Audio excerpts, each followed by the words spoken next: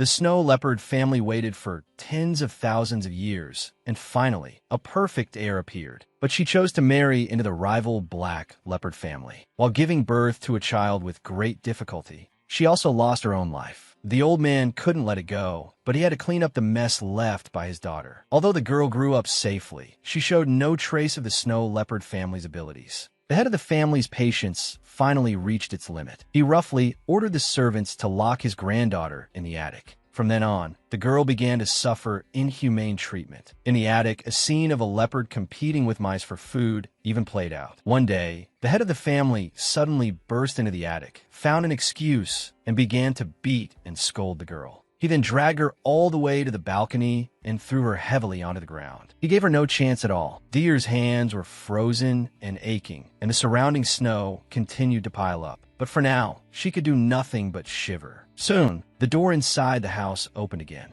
The heir of the current family head, Cornelia, walked in. She was Deer's aunt. Hearing the girl's heart-wrenching cries for help, she also chose to do nothing. Today was the day to buy clothes for her daughter, Rowan. She couldn't let anything spoil the mood. Rowan was Deer's cousin. The only difference between the two was those blue eyes, representing the symbol of the snow leopard family. If her own eyes were also blue, perhaps she would also be treated with kindness. Thinking of this, tears couldn't help but stream down her cheeks. She kept pleading with her aunt to let her in, but her aunt had no mercy at all, claiming that whether she was a snow leopard or a black leopard, she wouldn't freeze to death in this weather. She then turned and left. After an unknown amount of time, the heavy snow covered Deer's entire body, and her consciousness began to blur. The sounds of Rowan and her grandfather's laughter kept flashing in her mind. When Deer opened her eyes again, she appeared in the attic. It seemed someone had rescued her. But looking at the wound on her hand, she fell into deep thought. This was a wound caused by Rowan pushing her down the stairs a month ago. This time, she decided not to wait for death. To escape the fate of freezing to death, she looked at her golden eyes in the mirror. A plan formed in her mind. Perhaps she could take a gamble with the black leopard family. Now was the best time to escape. Her cousin Rowan was currently competing with girls of the same age for the position of crown princess candidate. The family was busy making arrangements, and no one had the leisure to pay attention to her. She took her last bit of food and began the first step of her plan. But it was almost ruined by Mouse. To assert her dominance, she transformed back into her snow leopard form, scaring the mouse into fleeing overnight. Then she crawled under the blanket and began to wait for nightfall. Her distressed state made her thoughts wander. What if her father disliked her as much as her grandfather did? What would she do then? After all, her mother died giving birth to her. By then, she would truly have nowhere to go. Even being reborn several times wouldn't help. Soon, night arrived. The little snow leopard began her move. Determined, she decided to first go to her maternal grandfather's room to take some valuables so the coachman could take her to her father's territory. She went to the family head's office and began rummaging through the drawers. While finding money, she also discovered a black leopard family pendant. On the back was a photo of her mother. Deer took it along. The plan was successful, but she forgot about the patrolling nanny. The nanny thought it was Miss Rowan coming out, but upon closer look, it was actually Deer. Being sneaky, she clearly wasn't up to anything good. She called for the surrounding knights to capture her. Deer had no way to retreat, so she ran into the room opposite, not knowing that it was the guest room for distinguished visitors from the palace. To avoid a panic, the others had to go back and report to the family head. This was Deer's first time here. The pitch-black environment filled her heart with fear. Soon, a figure appeared behind her and pinned her down. "Who are you? What are you doing in my room?" Seeing Deer trembling and unable to speak, the boy's mind raced. Ragged clothes, golden eyes. She shouldn't be Rowan. But the white hair was definitely a symbol of the snow leopards. "Don't cry. If you don't speak, get out immediately." Deer panicked. She claimed she was a snow leopard and prepared to flee. Before the prince could ask further, there was a knock at the door. He ordered Deer to follow him to the bedroom and hide under the bed. Deer quickly grabbed this lifeline and scrambled inside with all her might. Then the adjutant walked in, claiming that a maid from the snow leopard family had gone mad, and someone saw her run in. White hair. A maid? Indeed, something was fishy. The prince claimed he would let them in to search, but no one was allowed to step into his room. He was on a secret visit, and he didn't expect to run into this kind of trouble. After the adjutant left, the prince called Deer out. To answer the doubts in his heart, Deer told the boy about her background and revealed her entire plan. Learning that Deer's father was a black leopard, The boy was greatly surprised. "The money you have isn't enough to get there. I'll take you." Deer was overjoyed and quickly agreed. The prince casually summoned a magic orb and ordered Deer to get inside. This way, she wouldn't be discovered. The environment inside was very messy. Deer looked around carefully. Just by touching a doll, she was scared out of her wits. However, the doll she touched disappeared like sand. Next, she touched a glowing pillow in front of her, and it didn't disappear. Great, now she had a place to rest. The child of a snow leopard and a black leopard was a girl who stumbled along with no divine power. She was imprisoned in the attic by her grandfather, so she planned to escape, but accidentally ran into the crown prince on a secret visit. Hearing her story, the boy decided to take her to the black leopard territory. The next day, the prince's personal adjutant exchanged some formalities with the snow leopard family head and prepared to leave. This made the grandfather very unhappy. He had spent over a month preparing for this crown princess election. His pride and joy, Rowan, hadn't even made her appearance before the guests from the palace were in a hurry to leave. It must be related to Deer's escape last night. What gave him even more of a headache was Rowan barging in impatiently. She joyfully asked everyone if she could go to the capital now. The adjutant's attitude was clear. Rowan had been rejected, but she still looked innocent, relentlessly asking the adjutant when he would return to take her to the capital. The man ignored her, said farewell, and turned to leave. Although the family head was unwilling, there was nothing he could do. He put on a smile and saw them off until the last moment. Before leaving, he even sensed something about the crown prince. The sound of the door closing echoed through the manor. "These guys are really too much," the crown prince complained impatiently. If it weren't for his power being too strong for his body to handle, he wouldn't be in such a hurry for a partner to share the burden. This also played right into the hands of those greedy nobles. At this moment, the crown prince suddenly remembered something. The little snow leopard was still in the space he created. He gently took Deer out. This move startled the adjutant. Before he could regain his senses, the crown prince declared they were going to the black leopard territory to deliver this little one. Look at her eyes. She is a snow leopard with the golden eyes of a black leopard. This reminded the adjutant of Rena and Cassius, who formed a family despite their family's opposition. It was said they had twin children. The lady mysteriously disappeared during her third pregnancy. Cassius had no choice but to hold a funeral without Rena's body. This was truly bombshell news. Soon, they arrived at the black leopard territory. "We want to see the family head. Tell him his daughter has been found." The butler immediately led them inside upon hearing this. The luxurious decor left Deer in a daze. This place was almost twice as big as the snow leopard family home.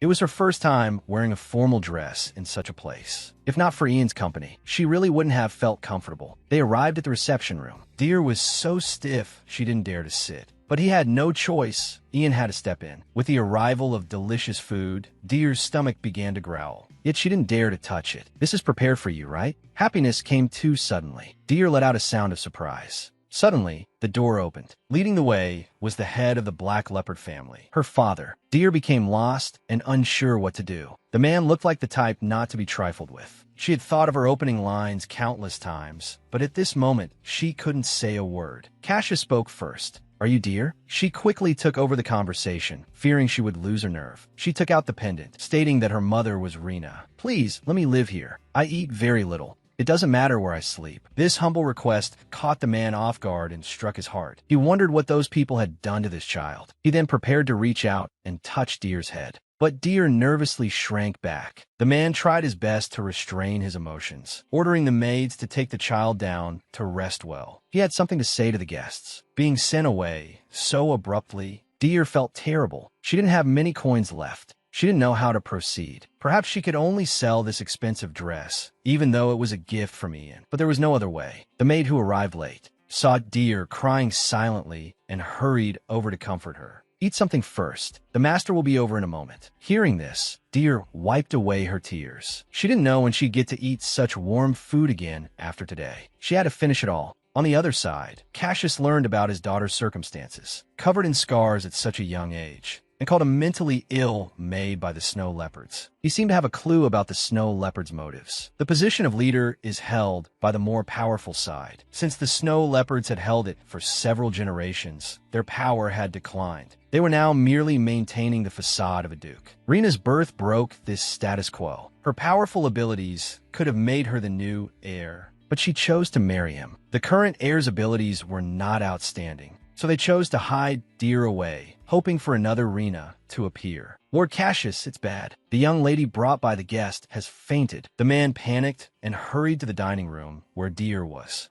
At this time, Deer was mumbling to herself while lying on the maid. Her face looked terrible. Carry her to bed. Change her into comfortable clothes. Call several doctors immediately. Fortunately, it wasn't serious. It was just simple malnutrition, combined with sudden overeating. Her stomach just couldn't handle it. He should have told her sooner that she could stay here forever. It was all her father's fault. Then Cassius cut a strand of the girl's hair. Only with a paternity test could he register her. His own strand was at the temple. He always believed this day would come. The matter was settled for now. The crown prince also had to return to the palace. Regrettably, he couldn't say a proper goodbye to Deer. Soon, Deer's paternal grandfather arrived upon hearing the news. He was eager to see his granddaughter. The father kindly reminded him, "The child is still resting. You can only take a peek." But even that one look satisfied the grandfather. Soon, the Duke gently closed the door. He left quietly. In her dream, Deer was constantly running. Countless black hands behind her wanted to kill her. She woke up with a start and found herself lying on a soft bed. She subconsciously ran out and heard her father talking to a strange man outside the door. "I'm going to kill that guy." These sharp words startled Deer. As expected, this family couldn't tolerate her either. Late at night, Deer transformed into a little snow leopard and made her move again. Determined, this time she decided to run without stealing anything. But as soon as she left, she was brought back by her father. She curled into a ball, trembling, and kept begging the man not to kill her. It was this fear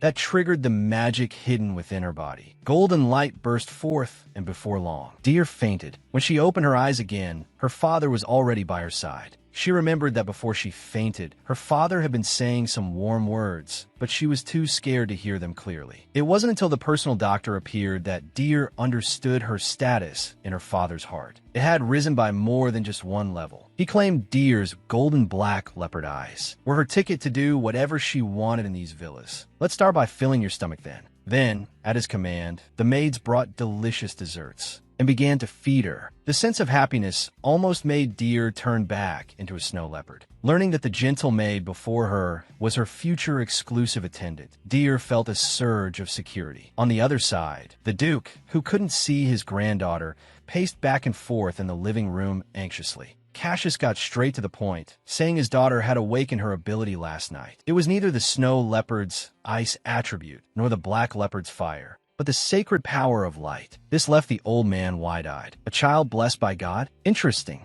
This kind of ability was often just a legend. There were no clear records in the Imperial archives. Furthermore, in the leopard tribe, there was a secret only the family head knew. The power of light could dispel curses. Currently, times were turbulent. If the temple or the imperial family found out, Deer's newly found peaceful life would become displaced again. This was not what Cassius wanted to see. He only wanted his daughter to grow up happily. A few days passed, and Deer hadn't fully adapted to life here yet. She sat stiffly on the very edge of the sofa until her overbearing father gently moved her to the center. Deer's vigilance then faded away. Her father mentioned the ability that emerged a few days ago and revealed all the secrets. In just a few days, she went from being trash to the most precious existence in the Empire. "Father, but then what can I do for the family?" This sudden maturity left the man startled. He didn't need his daughter to do anything against her will. This was completely different from her maternal grandfather's philosophy. Even though she had power, her father just wanted her to eat, drink, and have fun every day. She could certainly do that. On the other side, her maternal grandfather was still losing his temper for not finding Deer. Escaping in this weather leads only to death. She's just like her mother, unable to stay put. Keep searching, kill her, and bring her back when you find her. The next day, Deer saw the room her father had meticulously designed for her. It was several times larger than Rowan's room.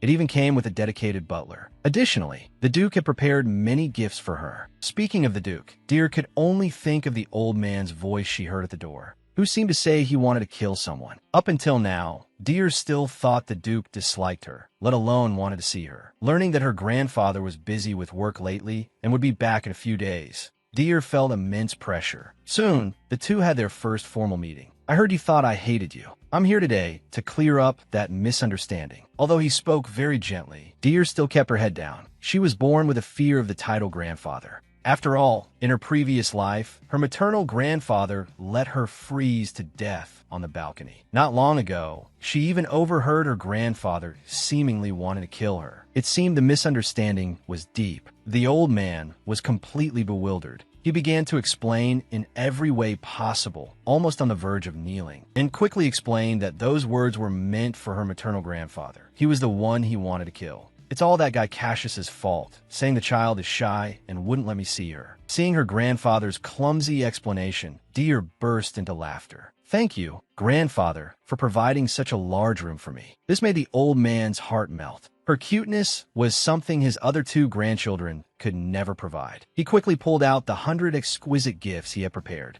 Deer especially liked one black leopard doll and held it lovingly. Just like your brothers, you like this one so much. Deer looked confused. It seems no one told you that you also have two brothers. Hearing news of you, they're rushing back from the academy without stopping. Is this a good thing? Deer's worry resurfaced. Will they blame me for Mother's death? All answers would have to wait until they returned. To keep her grandfather from worrying, she acted cute towards him. Late at night, the father and son talked about the child's past. They prepared to deal with the snow leopards who gave the child such a dark childhood. Soon, the maternal grandfather suffered a blow. Trade routes were cut off and supplies couldn't get in. Now, he could only place his hopes on maritime trade. Just why is this happening? A subordinate brought a letter. The child was with the black leopard family. The old man suddenly realized it must have been the carriage from the palace earlier that secretly sent Deer away. Damnabel brat. What kind of benefits did she offer to get everyone to help her? Immediately, he ordered that the nanny from that day and all the knights involved in the capture be severely punished. Now, Rowan couldn't sit still. After all, that was his own nanny. He wouldn't allow this, but the old man had already lost his mind. For the first time, he lost his temper with Rowan. Rowan left without looking back. The retribution was only just beginning. To compete for the little snow leopard's love, the two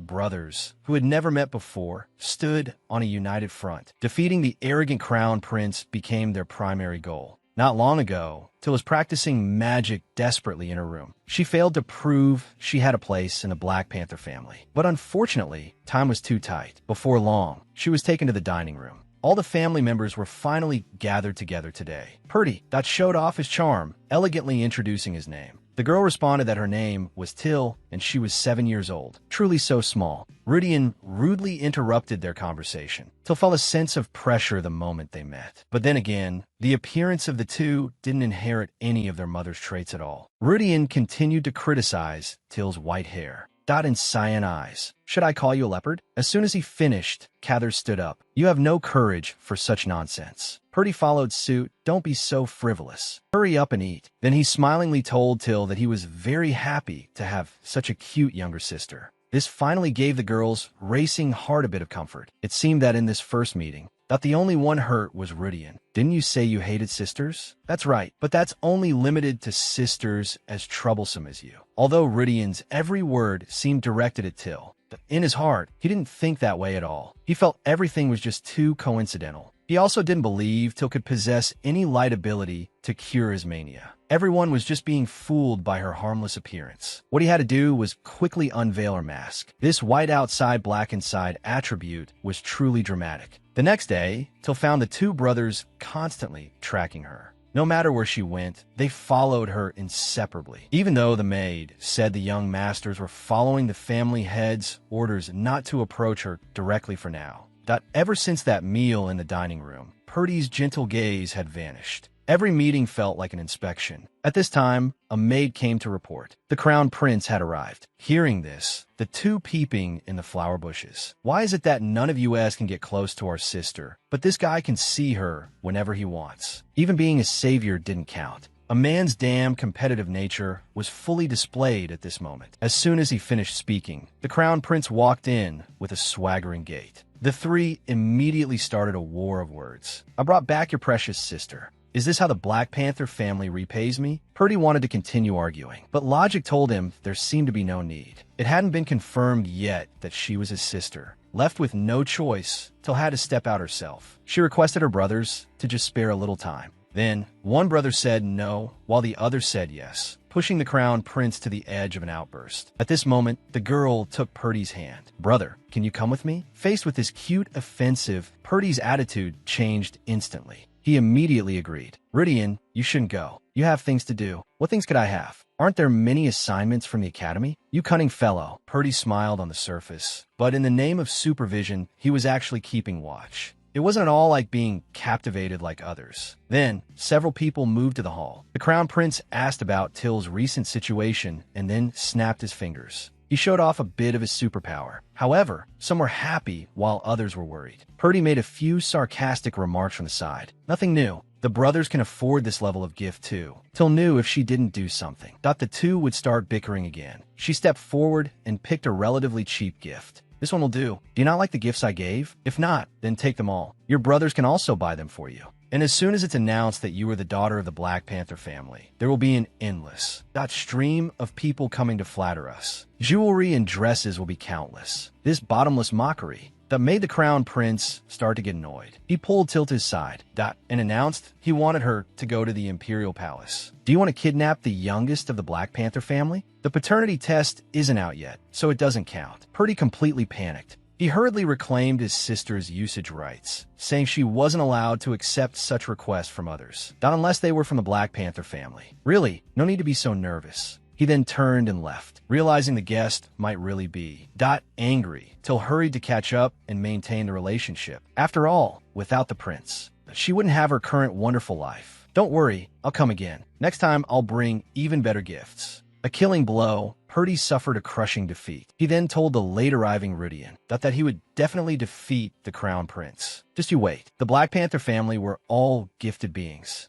But once mania broke out, the only one who could heal them was the little snow leopard they once overlooked. Speaking of which, the paternity test had been sent for a long time, but there had been no feedback. Everyone guessed the snow leopard family must be behind it, interfering with the temple's testing. Thinking that Till might have to return to the snow leopard territory and continue to be abused made the old man extremely anxious. He decided to personally urge the temple. He wanted the world to know he had a little granddaughter. Soon there would be mountains of gifts and endless afternoon teas. Hearing this, Till felt deeply concerned. She had no experience in social matters. Cathers saw the subtle change on his daughter's face and told her not to worry. If she didn't want to, thought they could keep it private. That way, she wouldn't have to meet strangers. After eating their fill, Rudian immediately went to his sister's room. Since getting the command that he was allowed to approach, he enthusiastically invited Till to ride on his shoulders for a few laps around the villa. But he met with the late-arriving Purdy's disdain, compared to Rudian's reward. That his fairy tales were easier to capture his sister's heart. After all, before this, she could only hide outside the door and eavesdrop on the nanny telling Rowan fairy tales. So after coming here, she especially cherished this kind of beauty. Rudian muttered softly, "Damned fellow. He's clearly still on guard against our sister, yet he pretends to be so close." Purdy ignored his mutterings and began to tell the story of a lion walking into a magical forest. Rudian interrupted him without hesitation. "It's more interesting to see such things with your own eyes." With that, he turned and used flames to create a lion, which caused Purdy strong dissatisfaction. "What are you doing in the room?" Till will be scared. But on the contrary, Till had a look of admiration and claimed she also wanted to use her ability just like her brother.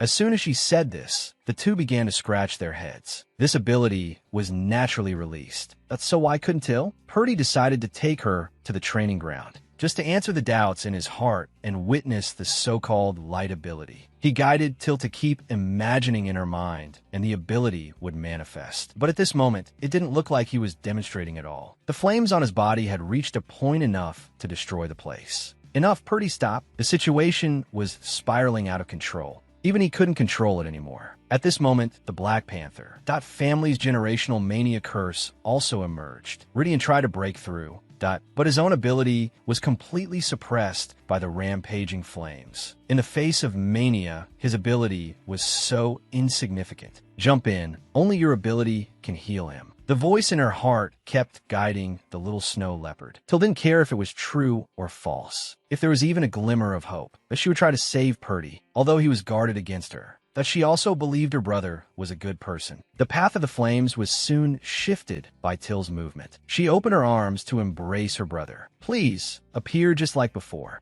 A dazzling spirit rang through the sky, instantly evaporating the flames. The dissipation of the power caused Till to gradually lose consciousness. She went limp in her brother's arms. Afterwards, the two explained to their father what happened that night. Purdy also had a different discovery. His sister's appearance would make him, while in a state of rampage, desire power even more. And because of this, he almost destroyed Till. Now, whether she was his sister or not didn't matter anymore. The ability to heal mania was enough for him to let down his guard. I understand. We'll talk when my sister wakes up. I knew I should have held back at the training ground. It's impossible for the Imperial family not to see light of this magnitude. Since the legend, that is true, he had to speed up the paternity test. That report was the best way to protect Till. The next day, Till woke up. Her first concern was Purdy's body. Learning he was fine and had been by her side all night, Till was incredibly surprised. Then she changed into formal wear and quietly came to her brother's room. Seeing his sister safe and sound, Purdy didn't care about Rudian's verbal attacks. He stepped forward and hugged Till tightly. "Thank you. I'll never do this again." At this time, the father also came. He wanted to take his daughter somewhere. On the way, he gently reproached his daughter for being too reckless. If the light ability hadn't appeared, she would have died, but he was still very grateful that Till didn't hesitate to save Purdy. His intention wasn't to criticize, but rather out of worry. No matter what, she had to cherish her own life. "Thank you, Papa. I understand." The two arrived at the grandfather's room. Seeing his little granddaughter's body was unharmed, but he was very happy. Then he carried her to the front of the bookshelf. He ordered her to press the red book, and a secret room opened. It seemed there was no need for a paternity test. This was a secret room that only those with the family bloodline could open. Inside was a room prepared by the old grandfather for those who awaken light abilities. Under her grandfather's guidance, Till stood on top. Golden runes suddenly appeared in the room. The general meaning was that light could balance darkness if perfect suppression was achieved. That the Black Panther family's generational curse could be lifted, simultaneously unlocking the sealed power within the Black Panthers. Through what happened yesterday, the young Till also roughly understood. Now she was the only hope of the village. Leaving the secret room, that they received letters from the Imperial family and the temple regarding the light in the sky last night. Using the paternity test as an excuse, they invited the Black Panther family to attend and collect it. Little did they know, it was the pillow the little snow leopard had slept on, ever since the prejudice in his heart was removed.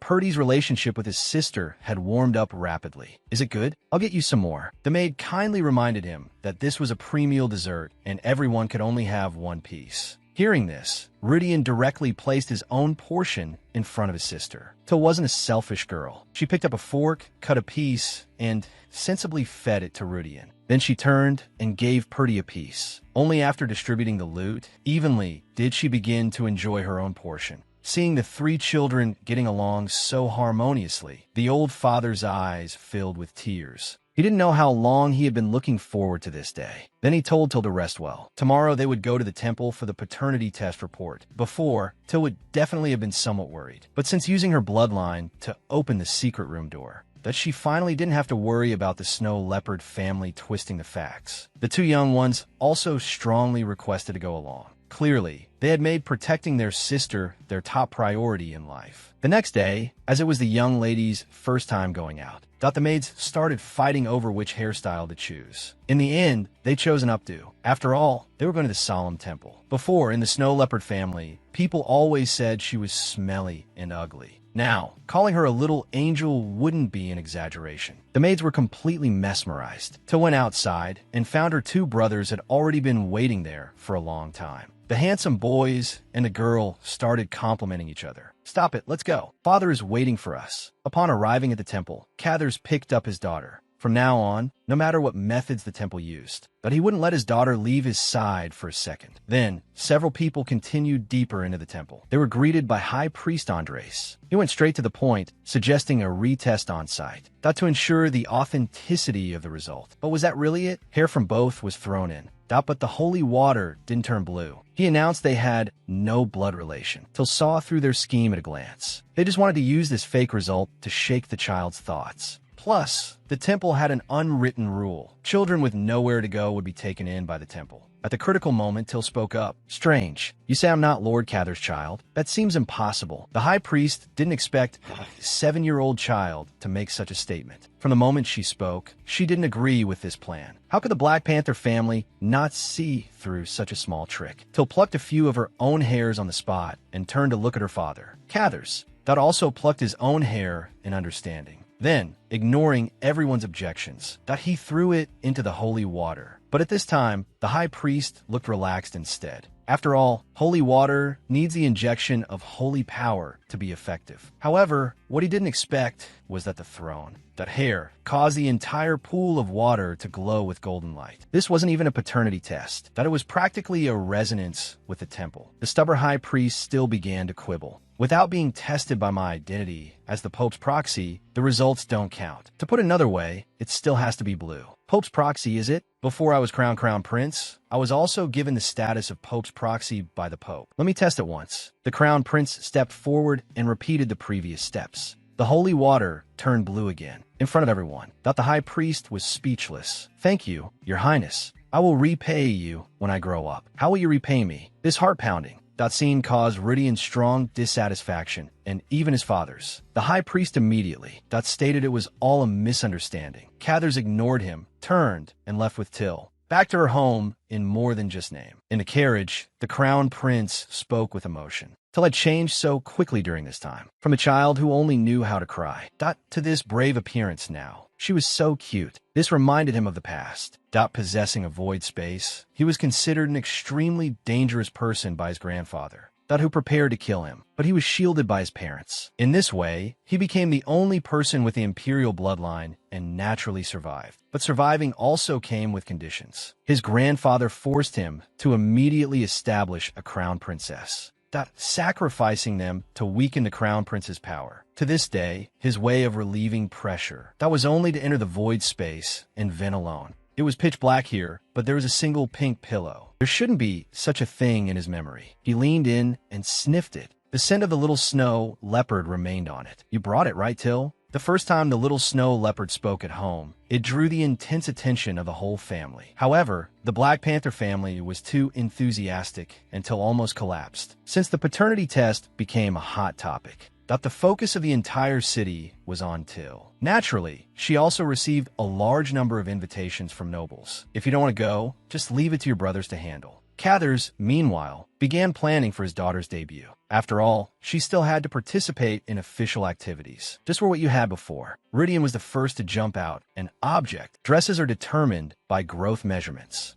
And they must be this year's popular styles. The point of this was that the styles sent by the crown prince were many. That's so they could be thrown away. It seemed they had to contact Olivia as soon as possible. After all, she was a girl of the same age. She was a girl in the family the same age as Till. This reminded Till of Rowan, so she was inevitably a bit worried. Don't be afraid, I'll go with you. Rudian shouldn't go. His taste is bad. Additionally, the father told his daughter that the crown prince's birthday banquet was canceled this year. This was a major event. In the past, when members of the Snow Leopard family attended the birthday banquet, they basically had to start custom ordering dresses a month in advance. Sudden cancellation meant something big had happened. At this time, Rudian took the opportunity to ask when Till's birthday was, but it left the whole family stunned. Have some common sense. Till's birthday was the anniversary of her mother's death. Actually, Till didn't know when her birthday was either. But guessed it should be in winter. Every time that time came, her maternal grandfather always had a very bad mood. It's not your fault. If Mama knew that after she left, your maternal grandfather treated you like this, she would tear him in two, of course including me. I've only come to save you now, so be happy. Soon, the crown prince arrived at the house. Till stepped forward with small steps to greet him. I'll give you a tour today. This is my home now. Her confident, radiant look made the crown prince reflect that she was truly different from before. Then Till leaned into the crown prince's ear and whispered, "By the way, Your Highness, why did you cancel the birthday banquet? Are you worried about me?" Canceling the birthday banquet was planned in advance. Till didn't speak, but silently invited the crown prince. "Would you grace us with your presence and hold your birthday banquet at my home? What do you think?" "No, absolutely not. We don't agree. Your disagreement is invalid. I want to celebrate my birthday here. Why do you have to get involved?" "I was invited." Seeing the situation getting tense, Tyr began to recount her past to mediate the conflict. Upon learning that Tyr didn't even know her own birthday, the crown prince hurriedly prepared to ask for the reason. He was immediately silenced by Purdy, who then went to his sister's side. He told her that the crown prince wasn't lonely at all and surely had many friends around him, though he actually didn't. Nevertheless, he proposed a plan. He would invite the most prestigious royal designer to make a dress. This news caused quite a stir. It was said that the lady only made dresses for the royal family, and that her work was world-renowned. Purdy slowly stood up. "I'm honored to have dinner with the crown prince." "You're welcome." The deal was made. Tyr's heart finally settled. "That's wonderful, your highness." In truth, he didn't like that title. With a slight blush on his face, he said, "Call me Lord Ian, or just Ian, but don't call me your highness anymore." Before leaving, Ian revealed that His Majesty wanted to meet Tyr. Ludian grew anxious. Could the frequent visits be about the crown princess position? "I absolutely have no such thoughts. You all know what being the crown princess entails." After all, Tyr had shown her abilities. As the ruler of a nation, it was normal for him to want to see her. At this moment, Tyr walked over with handmade desserts. The crown prince recalled the pink pillow in the space last night and mentioned in passing. According to the crown prince's description, it had 4 butterfly decorations. He remembered that when he went to sleep, it was still plain. It was truly strange. On the other side, the emperor was already impatient. The grandfather got straight to the point, claiming he knew about that matter. He wouldn't let Tyr become a victim as well.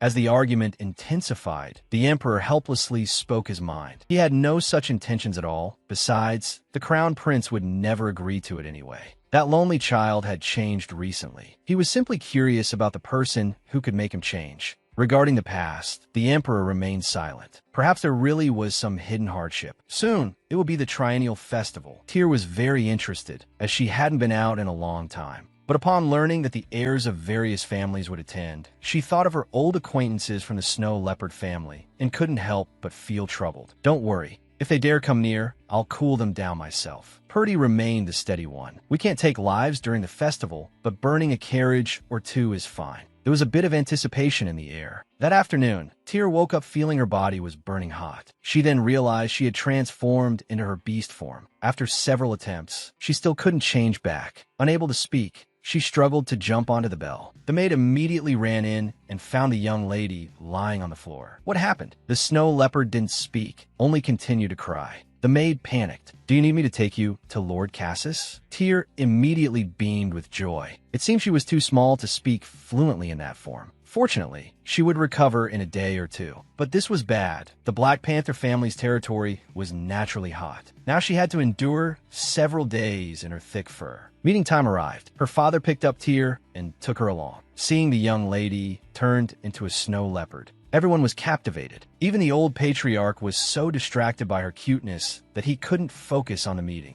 After the meeting, he immediately demanded a painter to come and paint Tyr in her snow leopard form to hang in the house. He then snatched Tyr from Cassis's hands. To her surprise, her grandfather's hands were even hotter than her father's. "Stop kissing me, it's too hot." Seeing Tyr in trouble, her father quickly snatched her back. At that moment, the 2 brothers appeared. Now Tyr was really in for it. She was here. The cousin from the Black Panther family had arrived. The little snow leopard curled into a ball in fear, forced to endure the rough affection. Not long ago, the father had informed his 2 sons that Olivia was coming. He told them to be mentally prepared. "That girl is always like this, nothing to be surprised about. Just take Tyr to see her." Hearing this, Tyr was startled. This was their first meeting. Wouldn't it be a bit awkward? "It's okay if you don't want to see her." Before the words could even land, the door was slammed open. Olivia rushed in without hesitation. The moment she saw the little snow leopard, she was so excited she almost lost control of her speech. "So cute. Is this my cousin Tyr?" Seeing how much Olivia liked his granddaughter, the patriarch ordered, "Go out and play." After all, he had to carefully choose a painter for Tyr. Hearing that Tyr was alive, her mother was also very happy. Purdy naturally knew this. Olivia's mother and his own mother were famously close friends. So, he felt he had to give this little one a hug on behalf of his mother. "Don't drop her. Do you really need to teach me that, Ludian?" The sensible Tyr quickly walked over. "Are you coming for a snuggle?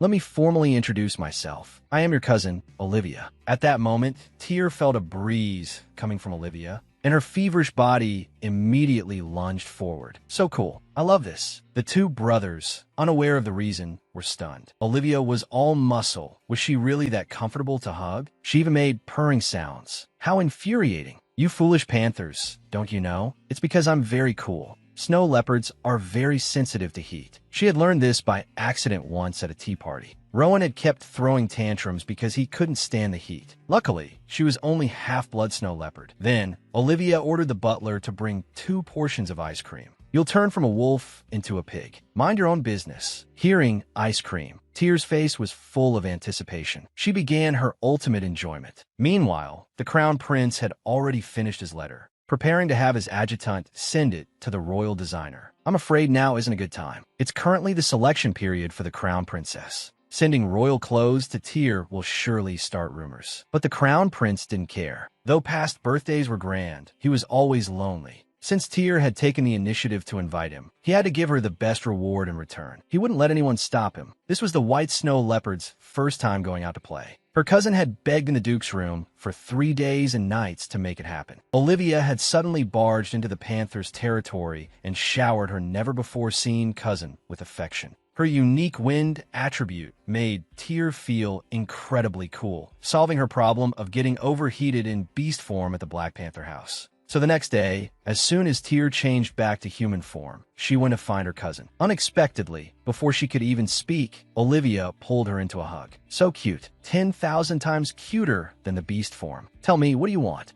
I'll buy you anything. Why not come to our house? I'll give you the best room. Lu Jian couldn't help but interject. Isn't the best room where the head of the family lives? Stop talking nonsense. Can't you just blow him away like a light rain? Tyr was startled by the commotion and waved her hands to say she didn't need anything. What she wanted most was to snuggle with Olivia.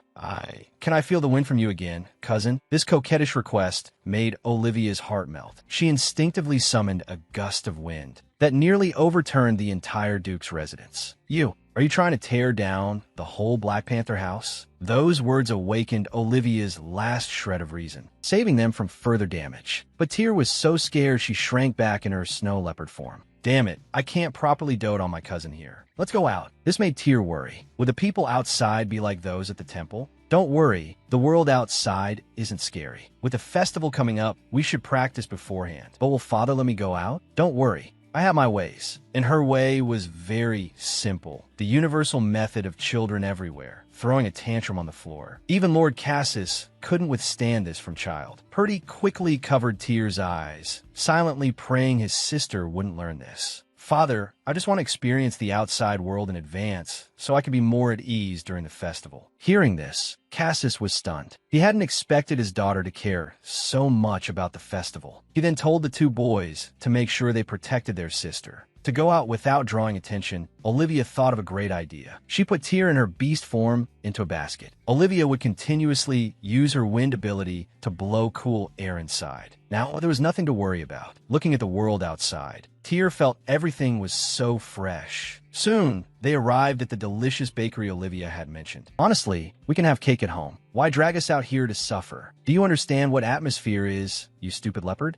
Then Olivia undid Tyr's beast form. Tyr was in a great mood, but while waiting, her light power suddenly triggered. Could something be wrong with this place? I bet on the little snow leopard's first outing, she was caught right by the crown prince. Just moments ago, Tyr had successfully followed everyone to the dessert shop. After her beast form was undone, her body instinctively triggered her light power. At the same time, footsteps came from outside the door. Sensing trouble, they quickly hid Tyr. Luckily, it was just the waiter. Your cake is here. Right. Hearing the others making excuses above, Tyr, under the table, didn't dare slack off. She prayed for the 2 golden fish to disappear quickly, but they were beyond her control. So she began to think desperately of scary things to try and distract herself. Her strange grandfather proved useful after all, and the magic instantly dissipated. Only then did Tyr wave to signal her presence. Can I come out now? Come out quickly. The person is gone. Hearing this, Tyr quickly crawled out. She began to enjoy her hard-earned afternoon tea. Meanwhile, the royal designer, Mrs. Estella,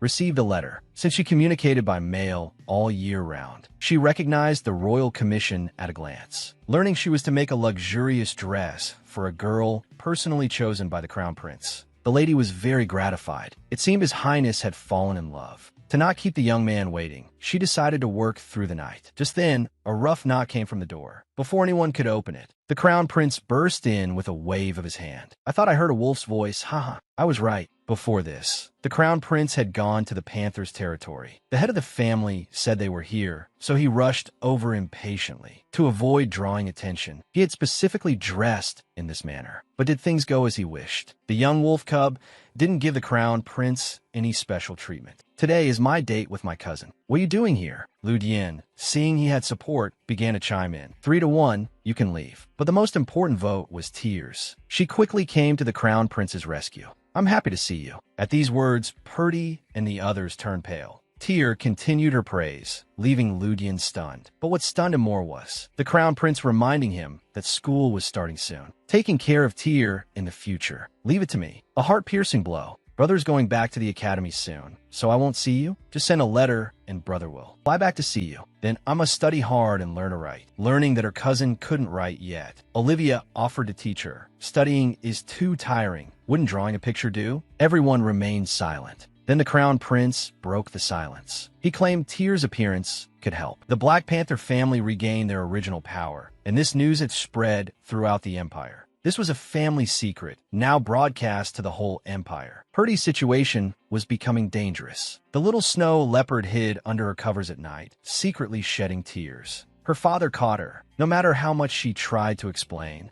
the perfect evidence on the pillow betrayed her. Not long ago, the display of her power had filled the area. Various factions began to target Tear. Rumors circulated about the leopard clans, that she could undo the family's madness and, accompanied by a glorious light, regain their original power. Now, the snow leopard family had undoubtedly become the greatest enemy. Don't worry, cousin will be protected by our wolf clan. The Crown Prince told everyone not to be too tense. The various families had their own selfish motives and wouldn't unite overnight just because of one child. Furthermore, he would do his best to protect Tear. The sudden news was almost too much for Tear to bear. That night, the father and son began to discuss countermeasures. The patriarch, upon hearing the news, was furious and began to vent his frustration on the table. He then ordered his son to strengthen security. No one was allowed to go out during this period. Dealing with outsiders was one thing, but they also had to guard against the snow leopards, who were also part of the leopard clans. It was a complete mess. His Majesty is likely considering the matter of the Crown Princess too. It seems we must act in advance, but this would surely affect Purdy. The father had to urge the patriarch to reconsider. Meanwhile, in her room, the little snow leopard couldn't sleep at all. She buried her head in the pillow, feeling sad that her arrival at the Black Panther house had brought so much trouble. Just then, the door opened. Her father walked in. Tear quickly changed back to human form, trying to hide the fact that she had been shedding little pearls. But the outcome was predictable. The tear stains on the pillow perfectly mirrored Tear's heart. The man felt a pang of heartache and told Tear not to worry. We will protect you to the greatest extent possible. But Tear wasn't worried about herself. She was worried the Black Panther family was in danger because of her. The father was choked up by her thoughtfulness. He then gently stroked his daughter. Before you were here, the family was in a somber mood for a long time. It was your appearance that brought warmth to this home again, so there's no need to apologize. We should be the ones thanking you for appearing. Hearing this, Tear could no longer hold it back. This sense of security was unlike anything she had ever felt. On the other side, the snow leopard family was constantly watching the movements of the Black Panthers and the other 5 families. Among them, the water family was already extinct. The Wind family was openly allied with the Black Panthers. They could only gather the remaining 3 families to deal with that child. He couldn't help but lament that she had shown no ability for so many years under his care, yet started glowing as soon as she reached the Black Panthers. It was infuriating. The aunt saw this and stepped forward to comfort him. To her surprise, the head of the family was not appreciative and roared at her to get away. The aunt quickly turned to leave. It was laughable, turning against her for a half-breed. She would prove that she and Rowan were the most useful ones. He was here. The little snow leopard received her first gift and couldn't help but transform. Not long ago, to hold the birthday banquet for the Crown Prince, Tear had enlisted all the family's chefs to create a magnificent feast. Because it was the young lady's order, Everyone was filled with a sense of mission, fearing even the slightest mistake. Olivia didn't care about any of that. Before the protagonist even appeared, she started devouring the desserts. Hey, if you eat it all, how can you be happy? Why you care so much? Amidst their playful bickering, the crown prince pushed open the banquet doors. Tyr was the first to run over. "Welcome. Happy 11th birthday. Long time no see. Have you been well, Tyr?" The girl immediately began to show off, saying that not only was she doing great, but she could even slightly control her light power now. The crown prince was very pleased and gently patted Tyr's head. While some were happy, others were not. Purdy still felt disgruntled by the crown prince's intimacy with his sister. Seeing the young man's gloomy face, Olivia teased him, saying it was laughable that he was afraid of his sister being taken away. "Tyr likes me best." She then began to prove it by pulling out a chair and ordering Tyr to sit next to her. However, before Tyr could run over, the crown prince started making things difficult again. He similarly pushed out a chair and asked Tyr to sit by his side. "What gives? I asked first. I'm a birthday boy." This line undoubtedly ended the contest. Tyr had no choice but to sit there obediently. Purdy declared total defeat and was in very low spirits. Then the crown prince took a gift from his pocket. It looked simple and unadorned. "You're not using this to cancel out Tyr's dress, are you?" "Of course not." Tyr quickly opened the gift. A faint, cool chill radiated from it. The heat Tyr felt was instantly neutralized. Purdy was shocked. "This is the snowfield breath." It was a flower that bloomed only once a century on icy cliffs and would never wither or melt. It could lower the carrier's body temperature and was extremely rare. This bit of bragging solidified the crown prince's prestige. He claimed such little toys were given as tribute and that there were many more in the treasury. He thought it suited Tyr perfectly. The moment the girl touched it, she instinctively turned into her snow leopard form. It felt like being back in her homeland. She rolled around happily on the dining table. Now, she finally didn't have to be troubled by the heat. Olivia and the others had dark expressions. The crown prince smiled calmly, having effortlessly defeated the ignorant subjects. After absorbing the coolness, Tyr soon changed back. She claimed she had also prepared a gift for the crown prince. It was too large, so she went to get it. While Tyr turned to get the gift, jealousy filled the entire room. Tyr's first gift was actually for this guy. Unbelievable. Then Tyr brought out a gift taller than herself, walking out unsteadily. She shyly asked the crown prince if he could wait until he was back in the palace and alone to open it. At this time, the grandfather also peeked in. He had accidentally seen Tyr carrying a strange object and wanted to investigate. The moment he opened the door, he saw the four of them in a daze, their melancholic expressions lingering over the gift the little snow leopard had prepared. It turned out to be a Matryoshka doll. It took the crown prince 3 whole days of unpacking to finally reach the end. At a recent birthday banquet, the crown prince took a treasure from the national treasury and gave it to Tyr. Wearing it can ward off the scorching winds of the Black Panther territory. In return, Tyr laboriously lugged a large box out of her room, emphasizing that the crown prince could only open it after he returned home. Recalling this birthday banquet, it was truly the best experience of his life. It turned out the feeling of playing around with friends was so wonderful. Back at the palace, he couldn't wait to find out exactly what Tyr's gift to him was. He then unwrapped the first layer of packaging. He had a faint feeling something wasn't right. Then came the second layer, the third layer. By the time he reached the 999th layer, he was exhausted and began to pray that this was the last doll. Sure enough, what met his eyes was a glowing, sacred relic. He was puzzled, then picked up the instructions Tyr had prepared at the bottom. "Please take this to a place without light." A place without light? Could this be an illusion? To the private space Tyr had once entered, the crown prince's heart skipped a beat. That place held his inner darkness. No glowing relic could ever illuminate it. But with a glimmer of hope, he still did as he was told and walked in with Tyr's gift. After pacing around for a bit, the crown prince chose a perfect spot to sit cross-legged and place the gift on the ground. As expected, but it was still useless. He was utterly disappointed. However, the gift seemed to hear his heart's cry.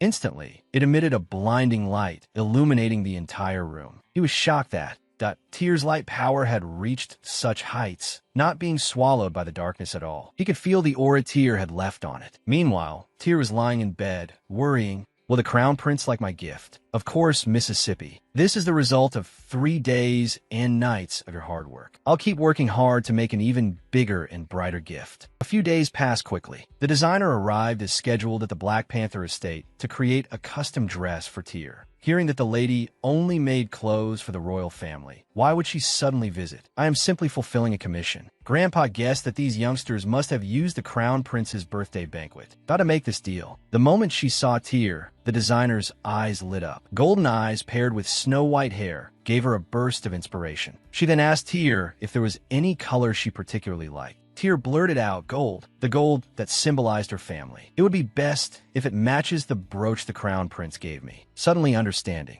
Grandpa intervened forcefully, asking the lady to also design for Tyr's other form. The moment Tyr transformed, the lady was completely melted by the cuteness. She hurriedly told her secretary to step back. She wanted to personally experience this little creature with all her senses. It was simply too soft. How could such a cute thing exist in this world? Goodbye, little one. I'm going to work through the night, so please look forward to it. With Olivier's help, little Tyr's learning progress improved by leaps and bounds. That day, the nanny informed them that the painters arranged by the family head had arrived. Hearing this, Tyr obediently prepared to go, but she was stopped by the nanny. "It's all right, Mississippi. They will be staying here for 5 days." She didn't want to say another word. If she didn't speak, Tyr would stop immediately. Hey, line up, okay? Ferdy and I went to great lengths to get this slot. The next day, the painters were ready, marching aggressively toward Tyr. Seeing such a spectacle, her father told her not to be afraid, claiming the painters needed to draw from different angles. So, the more people, the better. Once finished, we'll pick a family portrait to place right in the center of the estate entrance, so the whole world knows Tyr is the pride of our Black Panther family. It was so wonderful. Tyr was full of motivation. However, she didn't expect that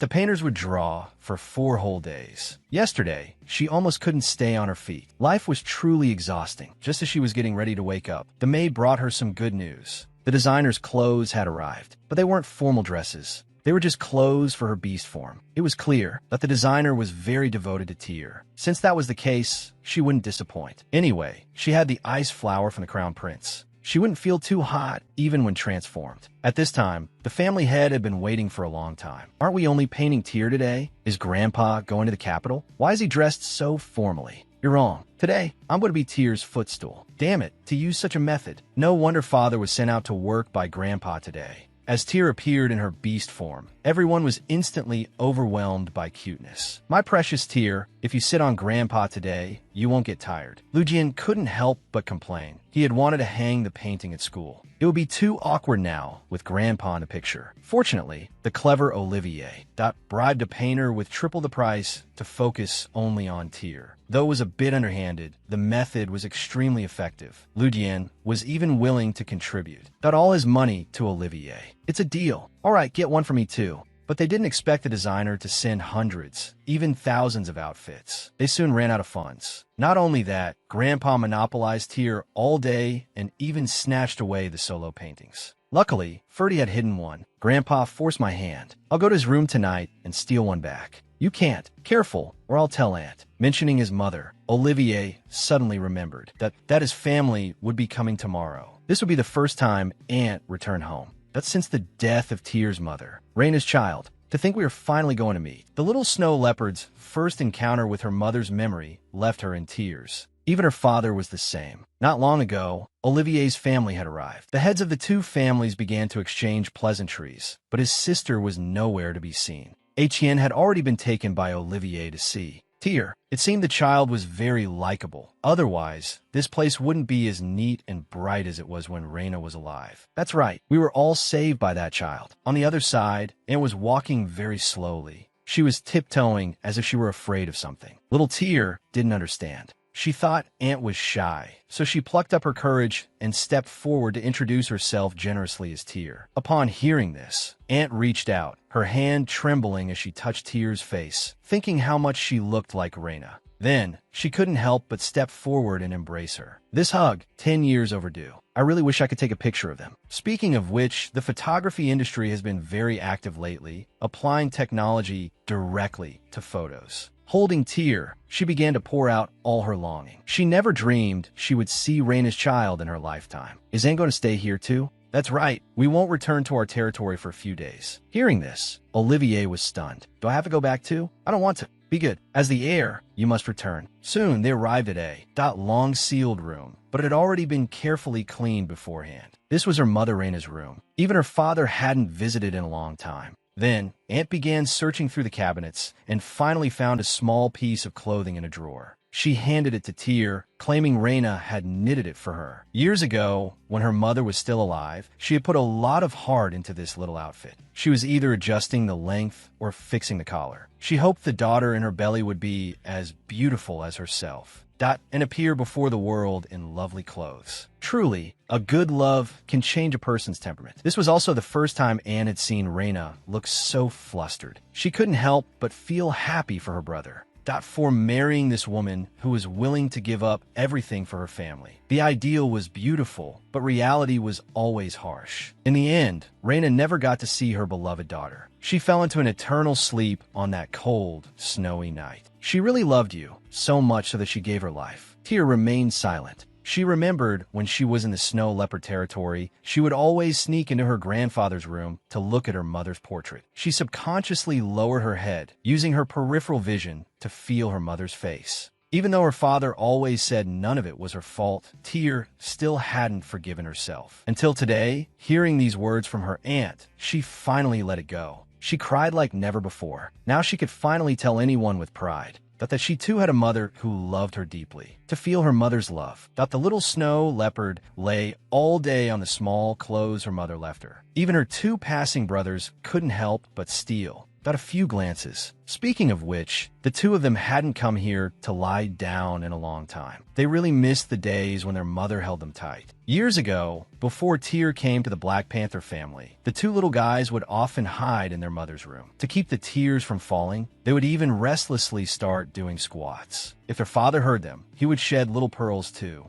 Time flies, and now their father, in his beast form, occasionally comes here. Looking at the harmonious scene before him, he finally found peace. Raina, did you see? Our children have grown up. It's a fight. The little snow leopard's parents are fighting in the street. Not long ago, Anne came to visit. Learning that the Black Panther clan was about to move to the capital, she generously claimed she would provide necessary supplies upon their return, but father politely declined. The villa in the capital is being renovated. We don't need them yet. Hearing this, Tyr's eyes became vacant. According to her father, the place where they would live was surrounded by various noble families. It was they who, coveting her power, viewed the Black Panther family as enemies. What should she do? But on second thought, Aunt was the leader of the Winged Wolf clan. With their support, what did she have to fear? She secretly vowed to use her powerful abilities to show off the Black Panther family's prestige. This ambitious scene was unexpectedly caught by her aunt, who patted Tyr's head. She claimed the capital was a great place. It was where her mother Raina and her father first met. 5 years ago, 6-year-old Raina defeated her 8-year-old father in the street. She created the image of a powerful and overbearing young lady. Even 3 years later, that when Cassius met her for the second time, he would still subconsciously touch his neck. The bite mark is gone? Then I'll give you another one. A story full of memories was suddenly made public. It made her father's face turn redder and redder. Soon, 3 days passed. As the heir of the Winged Wolf clan, her cousin finally boarded the carriage home. Don't forget me, and remember to do your homework. Okay, I will. Happy times are always short. They agreed to meet again in the capital. Seeing his daughter's reluctant look, father gently patted her head. Don't worry, we'll see each other soon. Then, father returned home and took out a gift he had prepared for Tyr for a long time. He placed it by his daughter's bedside. Learning of this, Tyr hurried to check it. It turned out to be a portrait of herself and her mother. Her father had specifically commissioned a painter for a high price, to create this perfect piece, making up for the regret in Tyr's heart. She choked out, "Thank you, Papa." That night, Tyr clutched her mother's portrait, and her Black Panther plushie, unable to sleep for a long time. She truly hoped she could enter a dream where all her family were alive, and living happily together. Meanwhile, on the other side, a woman slowly woke up in the darkness. Her eyes were hollow. She had long golden hair and murmured to the dark space. Then, a red crack appeared in the darkness, guiding the woman to walk inside. Danger was coming after all. The little snow leopard put on a magnificent dress, preparing to reveal her identity to the entire capital. To assert his dominance, the crown prince, held Tyr in his arms. Not long ago, Tyr had followed her father to the villa in the capital, a journey that originally took half a month thanks to the help of the Winged Wolf clan. That was completed in less than half a day. Then, led by her brothers Tyr, Dot arrived at the princess room her father had specially built for her. It was very girly, Dot all in pink tones. Tyr loved it. In her excitement, Dot the box in her hand suddenly moved. It turned out to be filled with her divine power. If Tyr's mental control slipped even slightly, they would run out on their own, just like how the water in the temple had unintentionally turned gold. They hovered around Tyr, emitting a brilliant golden light. They looked very lively. Just then, the butler informed them that the crown prince had arrived at the mansion. Hearing this news, the brothers' faces darkened. This guy is really persistent. He's here only minutes after he got home. Indeed, the golden divine power surrounding Tyr Dot suddenly vanished without a trace. Meanwhile, the crown prince was slumped in his room,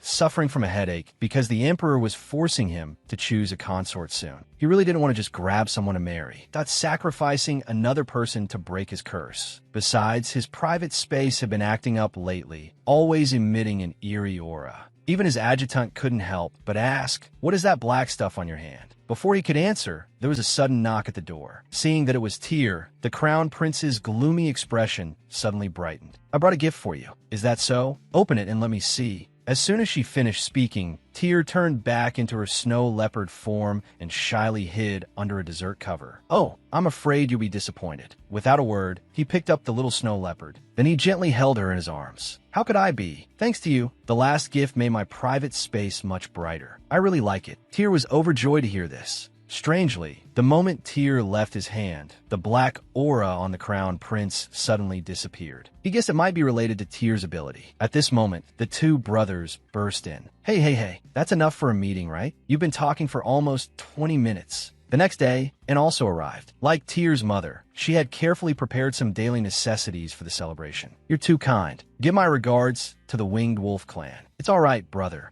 Then we'll see you tonight." After his sister left, father looked at Tyr in her dress and couldn't help but marvel. Now he could finally introduce to the world that he had a daughter as beautiful as Reyna. "Don't be afraid of others' gazes at the festival. I am with you. The entire Black Panther family will protect you." These words greatly increased Tyr's confidence. She also firmly believed her father would protect her. "Then, let's go. Go and shine, my dear daughter. I am the brightest little snow leopard. Stunning." Everyone at the festival. The light energy of the return gathered the magic of the Empire's 5 major noble families. But while some were happy, others were worried. Tyr's face was filled with an uneasy expression. Not long ago, Tyr was invited to attend the Empire's celebration with the Black Panther family. The capital's nobles had already arrived one after another. Like all the commoners, they wanted to catch a glimpse of Tyr's beauty. At this moment, the Black Panther family entered the hall like kings of the night with their long legs. However, behind them was a completely different scene. Tyr, dressed in a magnificent white gown that looked very much like the young Reyna. Everyone gasped. The noisy voices made Tyr so nervous she didn't dare look up. "Sister, don't be afraid. If you hear someone talking nonsense, I'll tear their mouths apart." Tyr's heart instantly warmed at these words. Looking back, she saw her cousin Olivier, waving at her, and she immediately responded. Just then, the appearance of a few figures. Point med tir panique. It was her aunt and her peer, Lulu, along with the current head of the snow leopard family. Painful memories resurfaced. Those images of being abandoned were frantically attacking Tyr's fragile heart. Fortunately, Ferdy appeared in time. He hugged his sister tightly. "Don't be afraid. Brother is here. No one dares to hurt you." These words helped Tyr regain her confidence. With the arrival of the emperor and the crown prince, the celebration reached its climax. The emperor politely waved to the crowd, and began to announce the start of the festival. "On this sacred day, we have invited Tyr Bastrian. Please come forward." The emperor's immediate introduction of Tyr made the old man very uneasy. In contrast, Cassius, was very calm. He patted his father's shoulder. "Please believe in our Tyr. She can do it." Then, surrounded by her family, Tyr stepped forward and walked onto the stage. "Child, can you create light now? This sacred day should be opened by you. Now you are the star of the capital. Please show your power to your heart's content." These words caused the ill-intentioned snow leopard family to fall into a pit of their own making. But there was nothing they could do. After all, they had caused this themselves, losing the most perfect heir. At this moment, Tyr had already begun. A brilliant light covered the entire venue. Everyone began to cheer. The emperor took the opportunity to energize the crowd. Then the 5 major families also began to cooperate. 5 elements gathered together and soared into the sky with Tyr's light power. Golden koi swam through the elements, finally blooming into fireworks. They lit up the night sky of the entire empire. What a wonderful opening! The emperor couldn't help but shout excitedly, "The Master of Light has returned. There will be no more darkness on this land." The celebration officially begins. Let's cheer for Tyr. The emperor's unusual behavior made the crown prince, who was standing by, feel strongly uneasy. It pushed Tyr right into the eye of the storm. What on earth was his father thinking? After the festival, the little ice cream deer slumped exhausted against her sister, Olivia. She looked exactly like a puddle of melted ice cream. Not long ago, Deer had displayed her light ability before everyone. The 5 great families weren't idle either, activating their enchanted robes one after another. Following the light ability, they soared into the clouds. This historic display made Rowan, who was also from the snow leopard family, look increasingly embarrassed. The little snow leopard hadn't expected Rowan to ever envy her. Several people began to chime in, saying that this person couldn't compare to Deer at all, and the material of their clothes didn't look like much either. Since the snow leopard family's financial sources had been ruined by the grandfather not long ago, it seemed they didn't have much money left in their coffers. The 3 of them then burst into laughter. In Deer's eyes, the 3 little ones looked more like a group of villains. At the festival, people were reluctant to leave, all moved by the shock of the light ability. However, negative rumors soon began to emerge. Some thought the Black Panther family was greedy, adopting Deer solely to better monopolize her light ability, which could cure the mania. Sharp-eyed members of the crowd even noticed the Imperial family's hidden motives. Deer's outfit bore the unique mark of the designer, Lady Estella. Such a prestigious woman only designed dresses for the Imperial family. The Black Panther family likely didn't have the status for this. They concluded that Deer was destined to become the crown princess. The next day, the older sister took Deer to the capital's market, which was incredibly lively. She dressed Deer in a disguise to lower the amount of attention she received. Little did they know, a man was following them from the shadows. Despite the presence of the Imperial Knights, Cathers still couldn't stop worrying about his young daughter. He hid in a corner, watching the situation and ready to intervene at any moment. When he saw Deer take a bite of the soft, chewy rice cakes, the old father's heart that was nearly melted by her cuteness. He felt his trip was truly worth it. "Is it good, little sister? I'll toast it a bit more for you." Just then, a helpful citizen suddenly appeared. He asked if the little thing bundled up like a cabbage was the little princess of the Black Panther family. How? How did you know? Can I give her a gift? These are fresh cookies from our shop." As soon as he said this, the street erupted into a frenzy. Everyone began offering the treasures of their shops. In just a few minutes, the group was completely overwhelmed with bribes. "You are the light of hope for the Empire. Thank you for blessing us." Deer was embarrassed by these words and wanted to respond, but she was interrupted by a sudden troublemaker who claimed Deer didn't look like anything special. She just set off some fireworks, that's all. These few words of provocation quickly drew Ludian's ire. But every villain meets their match. Behind him, thought someone slammed him against a wall. "You brat, apologize to the princess immediately." But the rebellious child refused to listen.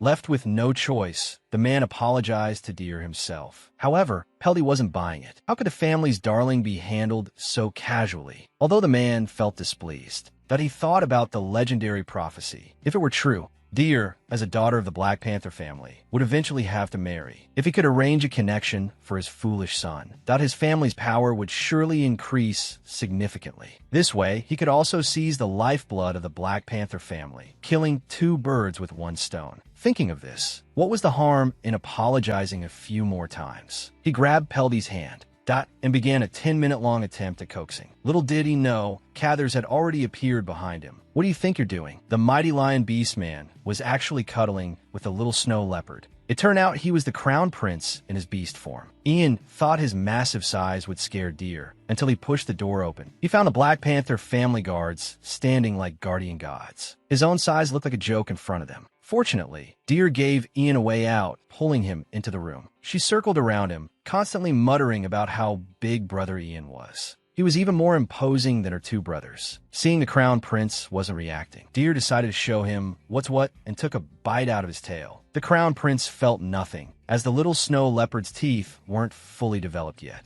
After playing, Deer brought out a prepared gift in an exquisite box. Ian thought she wanted him to sit inside. However, that his massive body quickly crushed the box. Seeing this, the little snow leopard shed helpless tears. The overbearing crown prince had to take the box back to the palace and order his adjutant, the little deer, to fix it. This wasn't Rowan's doing. The crown prince had been treated with disdain. Not long ago, the father had followed Deer to the market. As he expected, his daughter was harassed before she had even walked a few steps. He then lunged forward from the shadows to stop them. The Marquis gave an awkward smile, claiming he was just passing by with his son. Is that so? I thought I saw you trying to take my children away. Hearing this, the Marquis felt a chill down his spine and immediately began to argue that he was just inviting them. Not to have breakfast. You can have breakfast with me. Peldy, you guys go back first. Remember to wash your hands. There's a lot of filth on the streets today. Seeing his plan fail and being scolded on top of it, the Marquis was unwilling, but in the end, that he couldn't escape the fate of attending a Hongmin banquet with the Duke. On the way back, the others were still complaining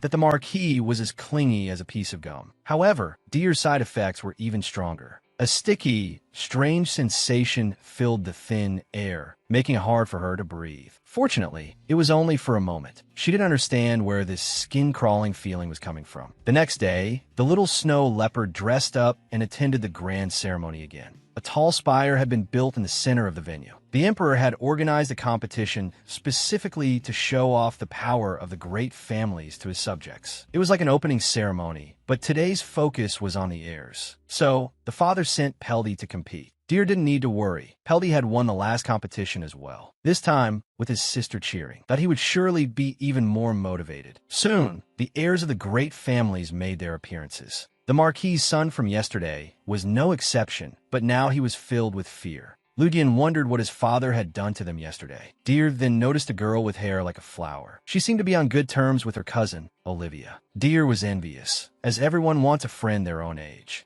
Speaking of friends, Deer's blood-related sister, Rowan, made her entrance last. At only 7 years old, she walked with such composure. Peldy was only 8 and was just starting to compete. But thinking about it, his wife Rena had won at age 6. The snow leopard family's strength was not to be underestimated. Rowan's gaze then fixed on the crown prince. She began to fantasize about already being the crown princess, thinking of that mongrel deer wandering around the capital, that she felt that if she were here, she would have won over the crown prince long ago. With that thought, she changed her path and walked toward him. This left the Black Panther family stunned. Your Highness, hello. I am Rowan, the heir of the snow leopard family. She then began a barrage of flattery. The crown prince was left confused. Seeing no response, Rowan became even bolder and suddenly grabbed Ian's hand. She claimed she wanted to marry him. These words disgusted the crown prince. He uncharacteristically lost his temper. Go away. I will never marry you. He then turned and left coolly. On the way, he took his anger out on Peldy, who was preparing for the race. You, get up there already. It's your fault. I'm covered in filth. My apologies, Your Highness. As Rowan awkwardly took the stage, that the competition was about to begin. Everyone was ready, and at the crown prince's command, that they began to display their power. However, an accident occurred. Everyone's lives. The little snow leopard was cursed by Rowan, who would soon face the crown prince's endless wrath. Not long ago, the competition between the 5 great families officially began. They used their abilities to summon large spirit beasts and race toward the top of the tower through various shortcuts. The first to reach the finish line would be the champion. Soon, at the crown prince's command, 0.5 spirit beasts of different elements were deployed. As the race started, that everyone remained peaceful. Peldy was the first to make a move. That using his fire ability to break through the first shortcut, his speed, that sparked jealousy in Olivia, but she didn't give up, manipulating her ability to follow closely. This passionate race that made the little snow leopard excited as well. Soon, everyone turned their eyes toward the snow leopard family. They vaguely remembered the fear of being dominated by Reyna years ago. It seemed that reputation was now being ruined by Rowan. Reyna,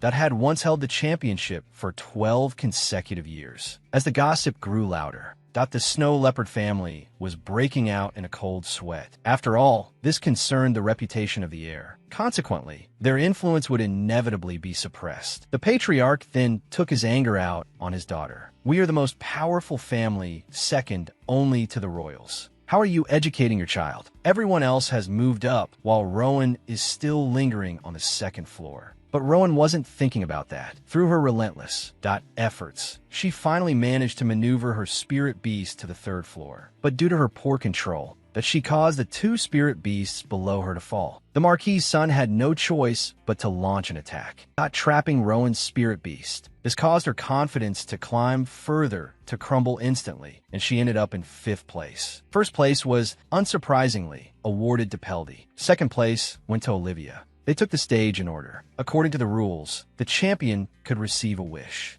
Blessed by the imperial family. I want the breath of the snow field held by the snow leopard family, and as much of it as possible. This was an item the crown prince had once given Deer, and that was only a single piece. It seemed the cunning Peldy was constantly looking for chances to beat the crown prince. He wanted to prove that he loved his sister more than anyone. But while some were happy, others were worried. The oblivious snow leopard patriarch stood up to ask Peldy, "That item is so old. What do you want it for?" "To give to my sister, of course." "Is that even question?" Deer was very happy to hear this. Given the rules agreed upon before the match, Peldy would take some of the breath of the snow field, but he should leave some for the snow leopard family. At this, Rowan flew into a rage. "That's a treasure even I don't have. Why give it to that mongrel deer?" Her hysterical words caused the snow leopard family to lose all face. The patriarch immediately ordered her to shut up and then apologized to the crown prince. "We will follow the crown prince's orders." But Ian didn't seem ready to let the insolent Rowan off and walked straight toward her. To see the little snow leopard, the crown prince lowered his guard before everyone. Not long ago, Peldy won the exhibition match. His little fan, Deer, rushed forward. "Brother, you were so cool." Peldy was overjoyed to hear this and quickly changed the subject, claiming he would use his prize. To fill the entire Black Panther mansion with the breath of the snow field. Maybe take a little less. It's the first time I've seen grandfathers so angry. I'm worried for Rowan.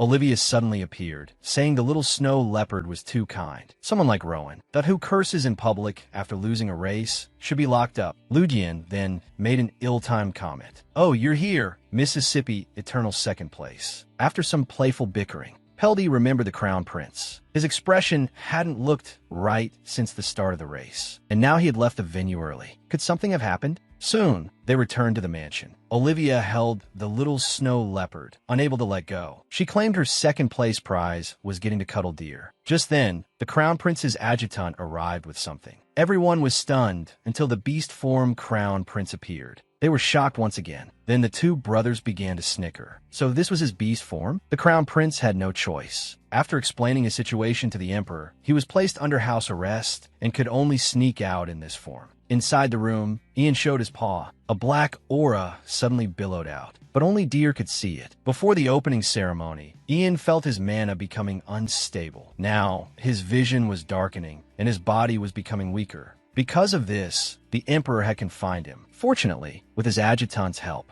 he found an opportunity to slip away. Deer had also felt this black aura when they were on the streets of the capital. Now it was certain that only Ian himself and Deer, who possessed the light ability, could see it. Everyone guessed that someone was behind this, but someone who could influence the crown prince's power. That could not be an ordinary person. Their motives were still unclear. Based on these few points, they couldn't just stop the festival. But since all the major figures were gathered here, they had to immediately go back and inform the emperor before making a plan. Ian then patted a worried Deer and rode back on his adjutant. Deer could clearly feel danger approaching. As the door opened, they were invited to attend the grandfather's banquet that evening. But strangely, why was it a relayed message? Was there something important keeping the grandfather from leaving? It seemed that not only the royals, but the Black Panther family was also in danger. To sleep with the little snow leopard, the others went to great lengths. Even the usually cold Peldy was actively competing. Soon, the patriarch gathered the whole family for dinner. Throughout the meal, he kept sighing. He looked pale and weak. At the festival, the emperor's ambition to make Deer the crown princess had been made known to the whole empire. He had petitioned multiple times, hoping to end this idea, but against the imperial power, he was repeatedly turned away. If this continued, Deer would eventually become a sacrificial lamb. Seeing the atmosphere so heavy, Olivia started a conversation, claiming she had taken second place for 2 consecutive years. Yet she hadn't made the headlines of the wolf tribe's news. While some were happy, others were not. Lu Jian started muttering that the headlines only report the winner. This move was asking for trouble and earned him a beating from Olivia, which only gave the patriarch more of a headache. Deer's expression was also serious. She decided to tell them about the evil aura on the crown prince. To protect the little snow leopard, the family confined her to the house. Fortunately, Olivia was by her side. Peldy then burst in, dragging Lu Jian with him. Seeing Olivia there, Lu Jian was the first to complain. What's the little wolf doing here? Deer has her panther brothers to protect her. A battle was about to break out. Deer stepped in to keep the peace. It's okay, let's all sleep together. At her words, the two of them hopped onto the bed, giving Olivia no chance to speak. Although she was happy now, Deer's plan to see the fireworks at the capital had fallen through. What bothered her more was that the three of them couldn't see the grand event because of her. Seeing the mood drop again, Olivia spoke up. Let's talk about something fun. No problem. Let's talk about the mermaid ball held by the academies in the summer, right, Lu Jian? You're so boring. Amidst their banter, time passed quickly. With her family's company, Deer soon fell asleep. The next morning, Deer was studying in her room when her father pushed the door open. He said he would take her to a special place. It turned out he knew about her. Dot wished to see the fireworks. He had bought a boat by the river in the capital overnight. Dot and arranged with the wolf tribe to set up a powerful protection barrier that not even a fly could penetrate. This way, his daughter could watch the fireworks in peace. Led by Olivia, Deer, Dot soon arrived at the boat. This was her first time going out on a boat. Peldy elegantly extended his hand to invite his sister aboard. Then, the wolf leader activated the barrier, and the boat began to sail into the distance. Flower lanterns, which the knights had worked hard to place, floated on the lake, creating a perfect atmosphere. Now, they just had to wait for nightfall. Little did they know, danger was also approaching. To compete for the little snow leopard's attention, Olivia didn't hesitate to transform, carrying Deer around the house for 3 laps. She even showed off shamelessly in front of the 2 boys. Not to be outdone, Peldy immediately stepped forward. Sister, how can you ride on a dog? Peldy, you brat. I'm a wolf dog, not just a dog, okay? Whatever you are. How can you teach a leopard who hasn't even shed her baby fur to play such games? As soon as he finished, Olivia threw 2 balls of yarn, and the 2 boys immediately pounced on them. Olivia couldn't help but mock them. You 2 can only play with yarn balls. How pathetic. Damn it, she's using yarn to lure us. Peldy then thought of a clever trick and threw a frisbee. Before Olivia could react, her uncle had already taken first place in the competition. This move was met with disdain from the aunt. How old are you? Still so childish, stealing toys from children. Olivia then asked a soul-searching question. Do you want to play with your brothers or your sister? Deer was in a dilemma, but she quickly resolved it by drawing a family portrait. She said it would be best if everyone played together. In that time, the mysterious little snow leopard, Dot was actually unable to suppress the rampaging crown prince and nearly lost her life. Not long ago, Dot, to protect Deer, they kept her home for 3 days and nights. The father couldn't stand it, so he rented out the entire pond. Dot to let his daughter watch the most beautiful fireworks in the empire. Although not as grand as the opening ceremony, Dot was on a boat, which had its own kind of romance. The 5-colored banquet converged in the night sky, as if the 5 great families were performing a ritual to protect everyone. Regrettably, she couldn't be with the crown prince. She wondered how he was doing and if his health had improved. While she was lost in her worries, Olivier's sudden appearance startled her. This is a gift for you. Arnie's feathers combined with my added wind attribute can let you fly. Hearing this, Lu Jian chimed in again. Fly? Are you trying to get Tyr blown away, you idiot? With the power of Arnie's vines, Tyr will be safely wrapped in midair. But it's a one-time use. You must use it at the most dangerous moment. The comprehensive features even made Purdy marvel. He hadn't expected Olivier to be a thinking creature after all. You brat, didn't the Academy teach you how to compliment people? Speaking of danger, the most dangerous thing Tyr had encountered along the way was undoubtedly the time she saved Purdy. Olivier began to interview Tyr. Weren't you really scared? That was a whole sea of fire. I was scared, but my brother was in danger. I felt I had to go. I also thought about how my tail might burn up like a marshmallow. Her cute answer left Olivier unsure whether to feel sorry for her or speechless. In fact, Purdy had tested it afterward. Tears first seemed to perfectly avoid his flames. Rather than saying she saved him, it was more accurate to say she healed him with her light energy, because Tyr wasn't harmed by his power at all. So now, my power exists solely to protect Tyr. This caught the two of them off guard. Lord Purdy scores another point. At this moment, Tyr began to pray. Thanks to the Empire's guardian deity, she had been given a second chance to be loved. She hoped this power could be passed on to His Highness the Crown Prince. Soon, 3 days passed, and the Empire reached the closing ceremony. She hadn't been able to see the Crown Prince during this time, and nothing had happened. It seemed he had improved. Tyr looked into the distance. Ian was sitting properly on the stage. Her anxious heart could finally rest, but just then, a faint black aura began to emanate from the Crown Prince. As the Emperor took the stage to give his speech, the crowd cheered. Only Rowan hung his head in silence. Tyr knew he must have been severely scolded, though it surely wasn't as bad as her previous life. At this moment, the black aura grew larger. Her father instinctively shielded Tyr behind him. The scene quickly dissolved into chaos. The people in the audience were no better off. A man saw a black spatial portal. It seemed ready to swallow everyone. Disregarding the attempts to stop her, the little snow leopard that resolutely saved the near-death crown prince, but also earned strong praise from a mysterious person. Not long ago, at the closing ceremony, the crown prince's body became increasingly out of control. The moment the emperor stepped onto the stage, the blackened power within Ian's body suddenly surged out. The people nearby were instantly disintegrated, which scared the old emperor half to death. Fortunately, the 5 great families acted in time and immediately built a powerful protective shield. Lujian was confused as to why Ian would do such a thing, but Purdy understood very well. The situation was exactly like his own past experience. He was definitely being manipulated. Despite the temporary protective net, some unlucky citizens were still sucked into the alternate dimension.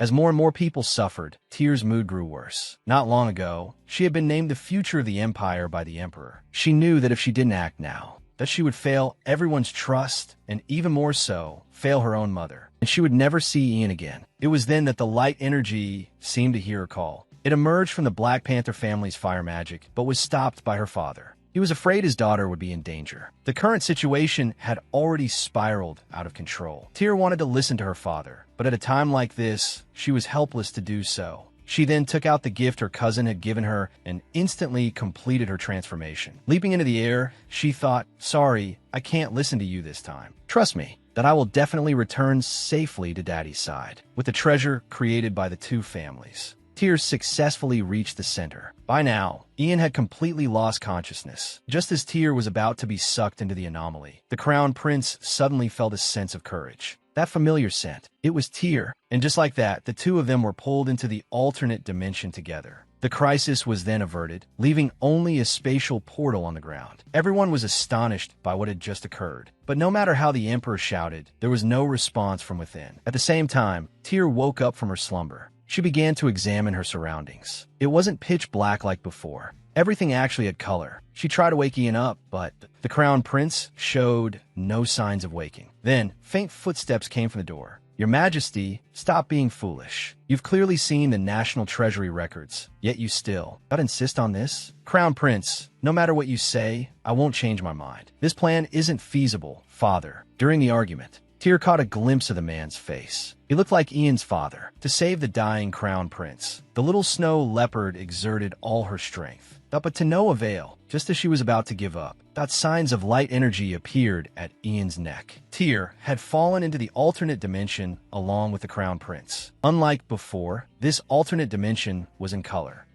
And his parents even appeared. The two were worrying about the future of Ian's curse. They didn't want His Majesty to extend his life by sacrificing others, nor did they want the slightest thing to go wrong with their child. At this point, the mother's crying grew louder, causing the environment to undergo a qualitative change. Black mist enveloped the entire manor. Not knowing the truth, the little snow leopard could only run to Ian's side, attempting to shield him with her body. Then, a massive combustion occurred all around. The two decided to sacrifice themselves to trade for Ian's temporary peace. "Child, we will always be with you." Even though it was an illusion, Tyr still instinctively stepped forward to stop them. The Emperor also arrived. He never expected retribution to fall upon himself. The sacrifice could have been anyone, but it absolutely could not be his own family. As the couple vanished, that the surroundings reverted to the previous darkness. These were the painful memories Ian was unwilling to uncover. Why did they appear here? Where did they go?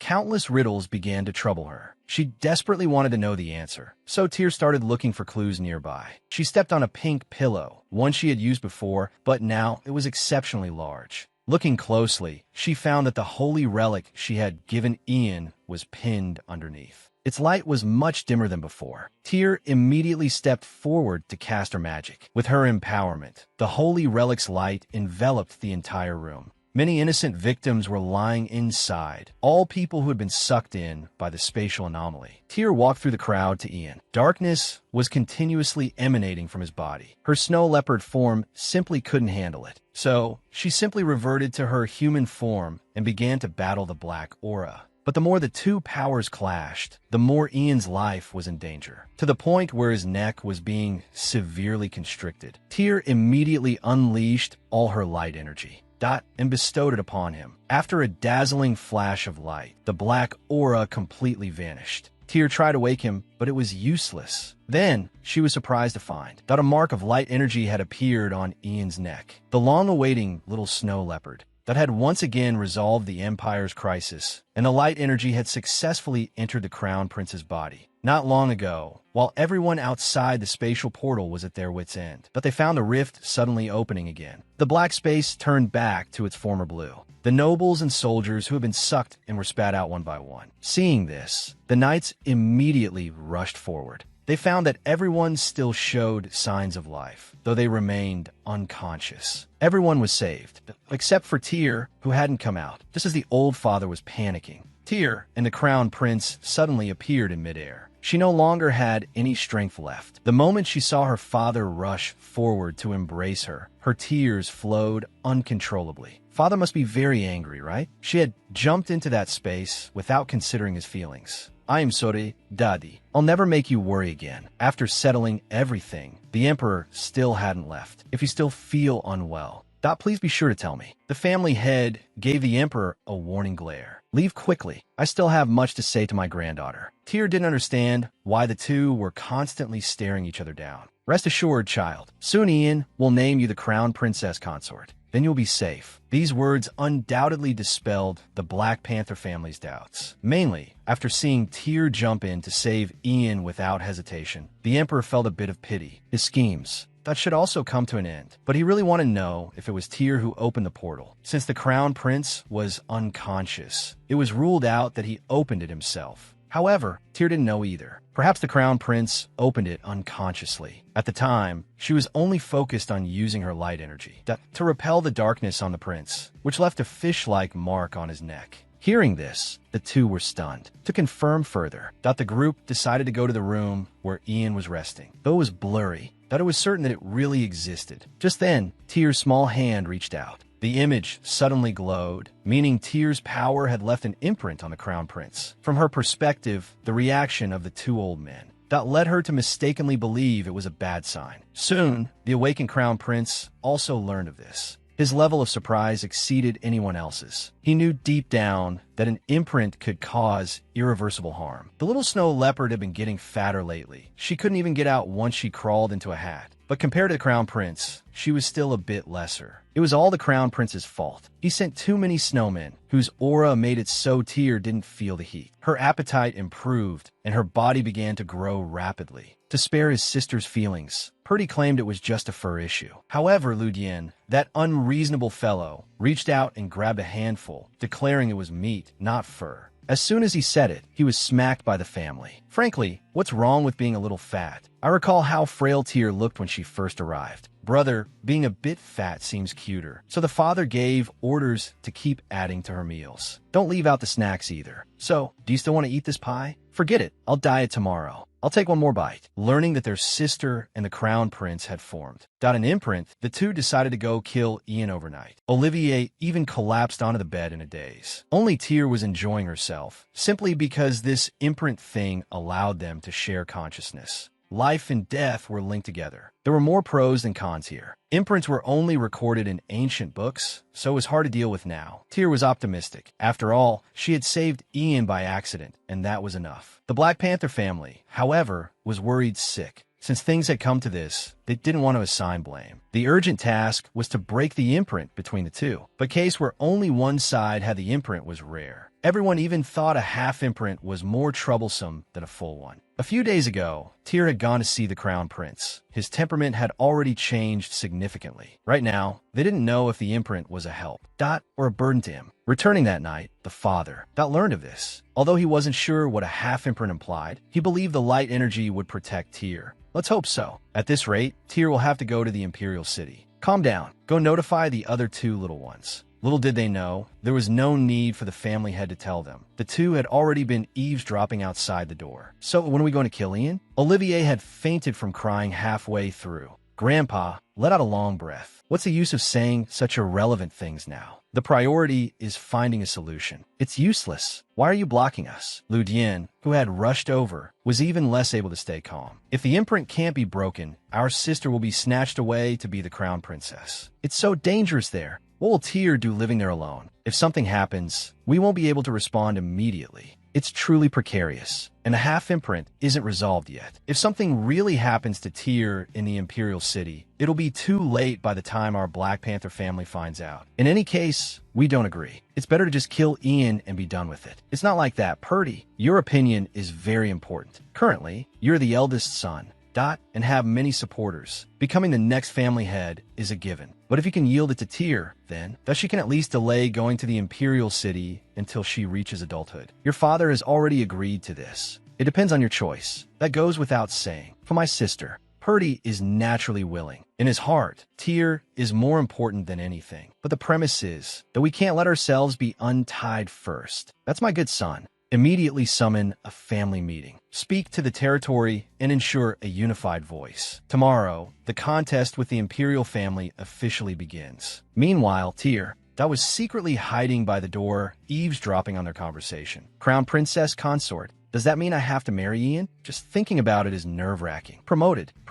The little snow leopard is about to become the family head. The next day, the emperor made an announcement regarding what happened at the banquet. He claimed the crown prince was harmed by villains, leading to a suspicious rampage. Fortunately, Tyr's light power calmed it. Currently, they were making every effort to capture the culprit. He asked everyone not to panic. Additionally, for those providing clues, that the imperial family would give the greatest rewards. However, the fact that Ian was imprinted, that remained unannounced. On the other side, the Black Panther family meeting ended successfully. The father and the first in line, Purdy, renounced their status as family head to push Tyr as the next head. This way, she could delay entering the imperial family until adulthood. Tyr was dumbfounded upon hearing this news. She was only 7 years old. Don't worry, it's just a name. I will still handle the substantive matters. Your father will also fully assist you. After all, without this method, that going to the imperial family at your age would be like walking into a trap. Although Tyr also adored the crown prince, that even if she married, she wanted to stay with the Black Panther family. She still had much to learn. Only by being excellent enough could she have a say. Maybe I should stick on a beard like Grandpa.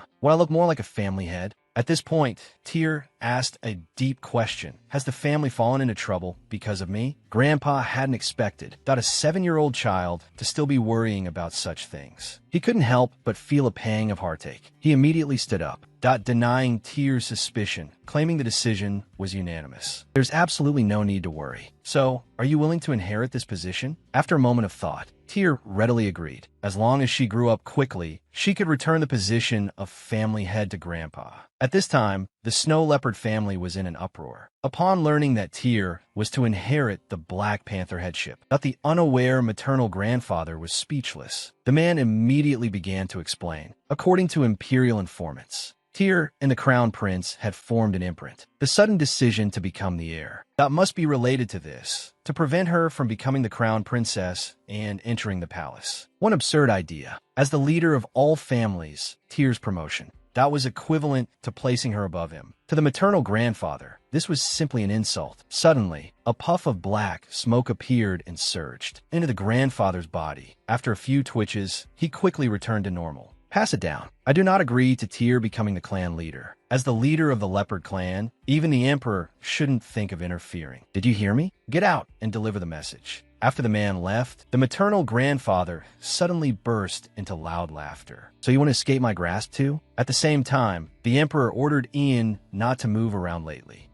And especially not to let anyone see the mark on his neck. "If there's any movement from the snow leopard family, I'll come and tell you." Ian couldn't let go of what had happened for a long time. Anyone could have imprinted with him, but he was afraid only Tyr wouldn't be able to handle it. He feared Tyr would die before him, like his parents. This was something he absolutely could not accept. At this moment, Tyr's every smile flashed before the crown prince. He truly hoped this beauty could continue, not end in tragedy, and certainly not become a sacrifice. He would definitely protect the little snow leopard, but a sense of fear also arose. He was afraid he would lose control. In his emotional state, Ian's tears wouldn't stop flowing. Can the two be together as they wish? What is that black smoke? What kind of actions will the possessed grandfather take? Let's wait and see. The highly anticipated second season of Baby Snow Leopard is finally here. In the last season, we mentioned that little Tyr.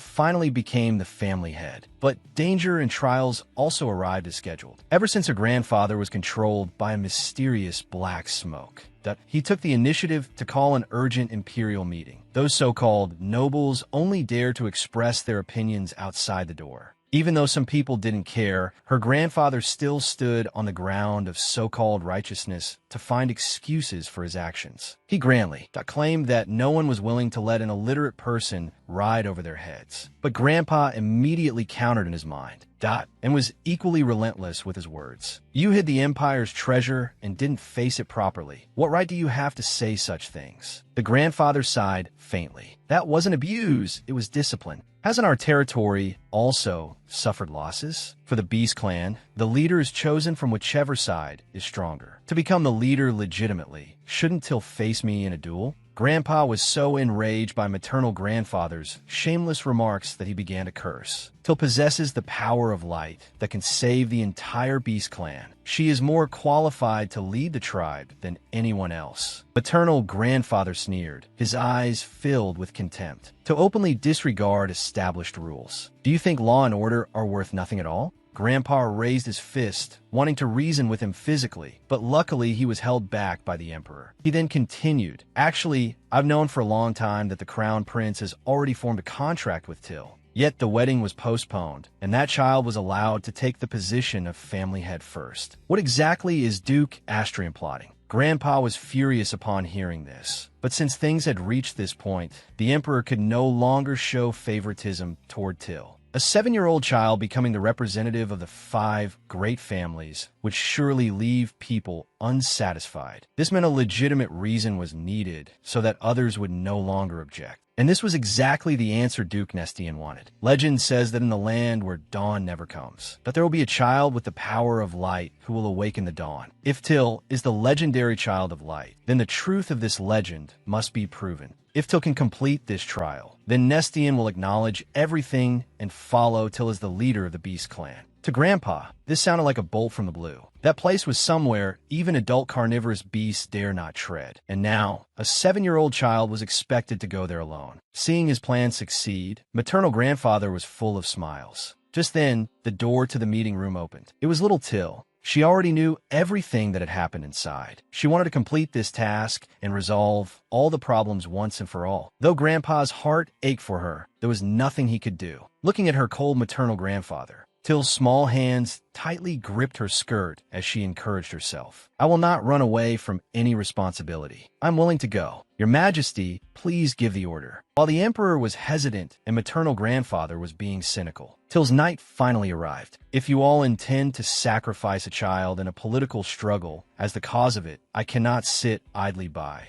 Ivile company Till. The seal means sharing a fate. It is only right that I protect my partner." The crown prince's firm words deeply moved Till. At this moment, he gently took Till's hand and said, "My future life will continue thanks to the protection of the light. Now I follow you." If you must, face it alone. I will always be by your side. So, what challenges will the two face next? Till, in her snow leopard form, finally spoke. The first word she blurted out was sister. In the last episode, we saw Till receive her first trial as family head. It was to head to the Forbidden Zone with Crown Prince Ian to bring back the dawn. Although this journey was fraught with danger. And her father was terrified, Till felt very happy just thinking about traveling with Ian, especially since he said he would always stay by her side. This series of contrasting emotions left her father somewhat confused. But regardless, they couldn't let their guard down. It seemed necessary to have her two brothers go along. While Till was thinking of the Crown Prince, Ian was also looking at her through the window. He had only one thought in his mind.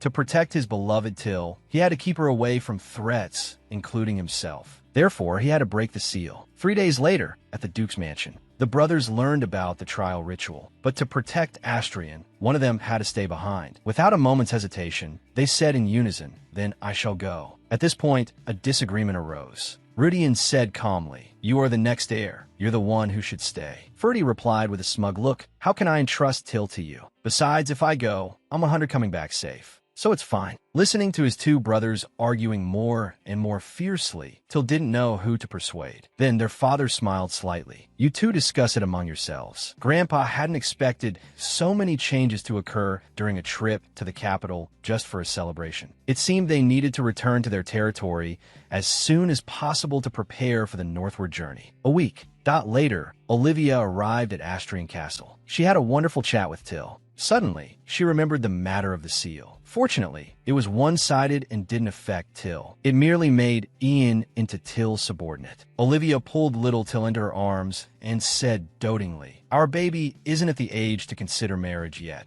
Then, little Till spoke with an irrepressible joy. "I have something to show you." With a poof, little Till transformed into her snow leopard form. Then, she let out a tender cry, "Sister." This completely shocked the three of them. Olivia's whole demeanor changed as she impatiently asked Till to say it again. The two brothers were even more full of anticipation. Unfortunately, pronunciation was a bit difficult and she couldn't say it again. Seeing Till's struggle, Olivia unceremoniously lectured them. "Being able to do this much is already amazing. If you're jealous, you should have been born as sisters too." The brothers really took it to heart, regretting that their mother had born them as boys. Fortunately, the butler appeared just in time, and prepared snacks for everyone. Olivia keenly noticed that there were many more fur coats in the mansion, but it was clearly warm inside. The servants seemed busy preparing something, and carriages were being loaded. She then confidently concluded, "Are you all going somewhere very far and very cold?" To keep her from following, the two brothers racked their brains and forced out lies, but unexpectedly had the opposite effect, because she saw the related correspondence. It was content regarding whether one could survive in Wolfgang's legendary land. "If you two won't tell me, I'll go ask Uncle myself." Now that they couldn't hide it,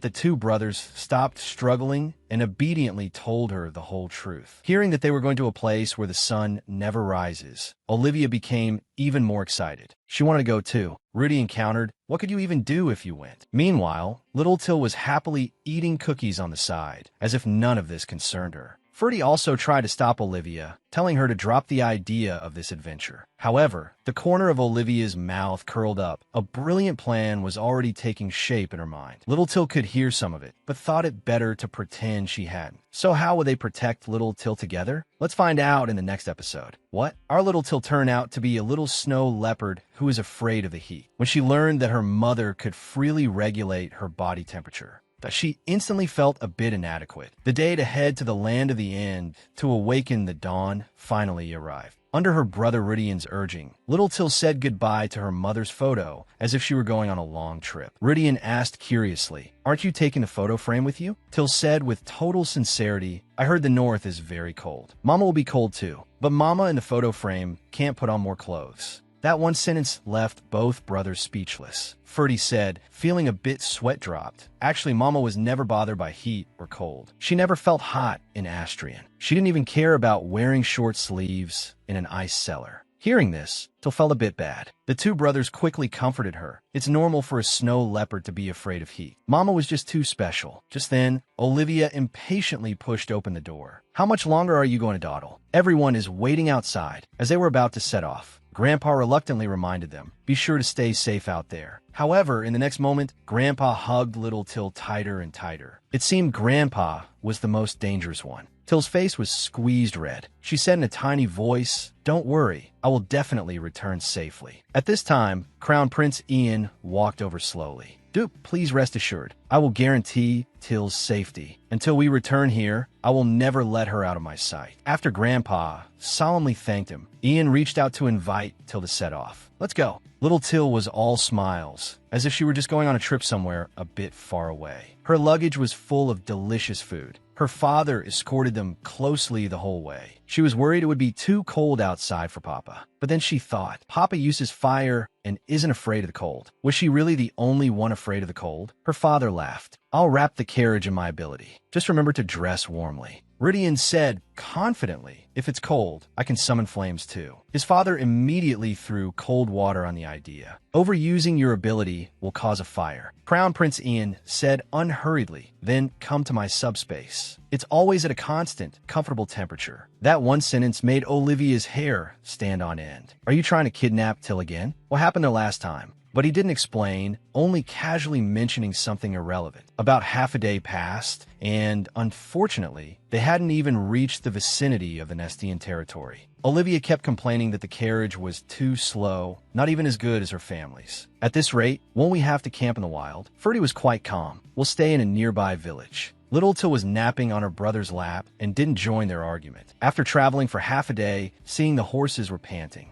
her father had the main group rest for a while and let the children out to get some fresh air. Crown Prince Ian stood alone under a large tree. Then, a group of people walked over. 3 of them looked aggressive and invited him to a secluded spot to chat. Till was completely unaware of this. Regarding the seal ritual putting Till in danger, the Crown Prince didn't want to make many excuses. Olivia flared up again. "Is a simple apology enough? After doing such a thing, you still have the nerve to show your face in front of Till? You deserve to be in prison." But then she thought, without him, they wouldn't get the Imperial family's assistance. Fortunately, Till hadn't been marked by the seal. "Even so, I can't just forgive you as if nothing happened." The Crown Prince knew he owed Till. He lowered his posture. "Go ahead and hit me as much as you like." But that wasn't Ferdy's intention. Ridian, however, was eager to try. Then the Crown Prince said seriously, "1 punch at most. Any more would be the crime of treason." Olivia was also rubbing her fists. "Can I use my ability?" Ian calmly refused. "Not you. They are from a ducal house. You are only from a marquis house.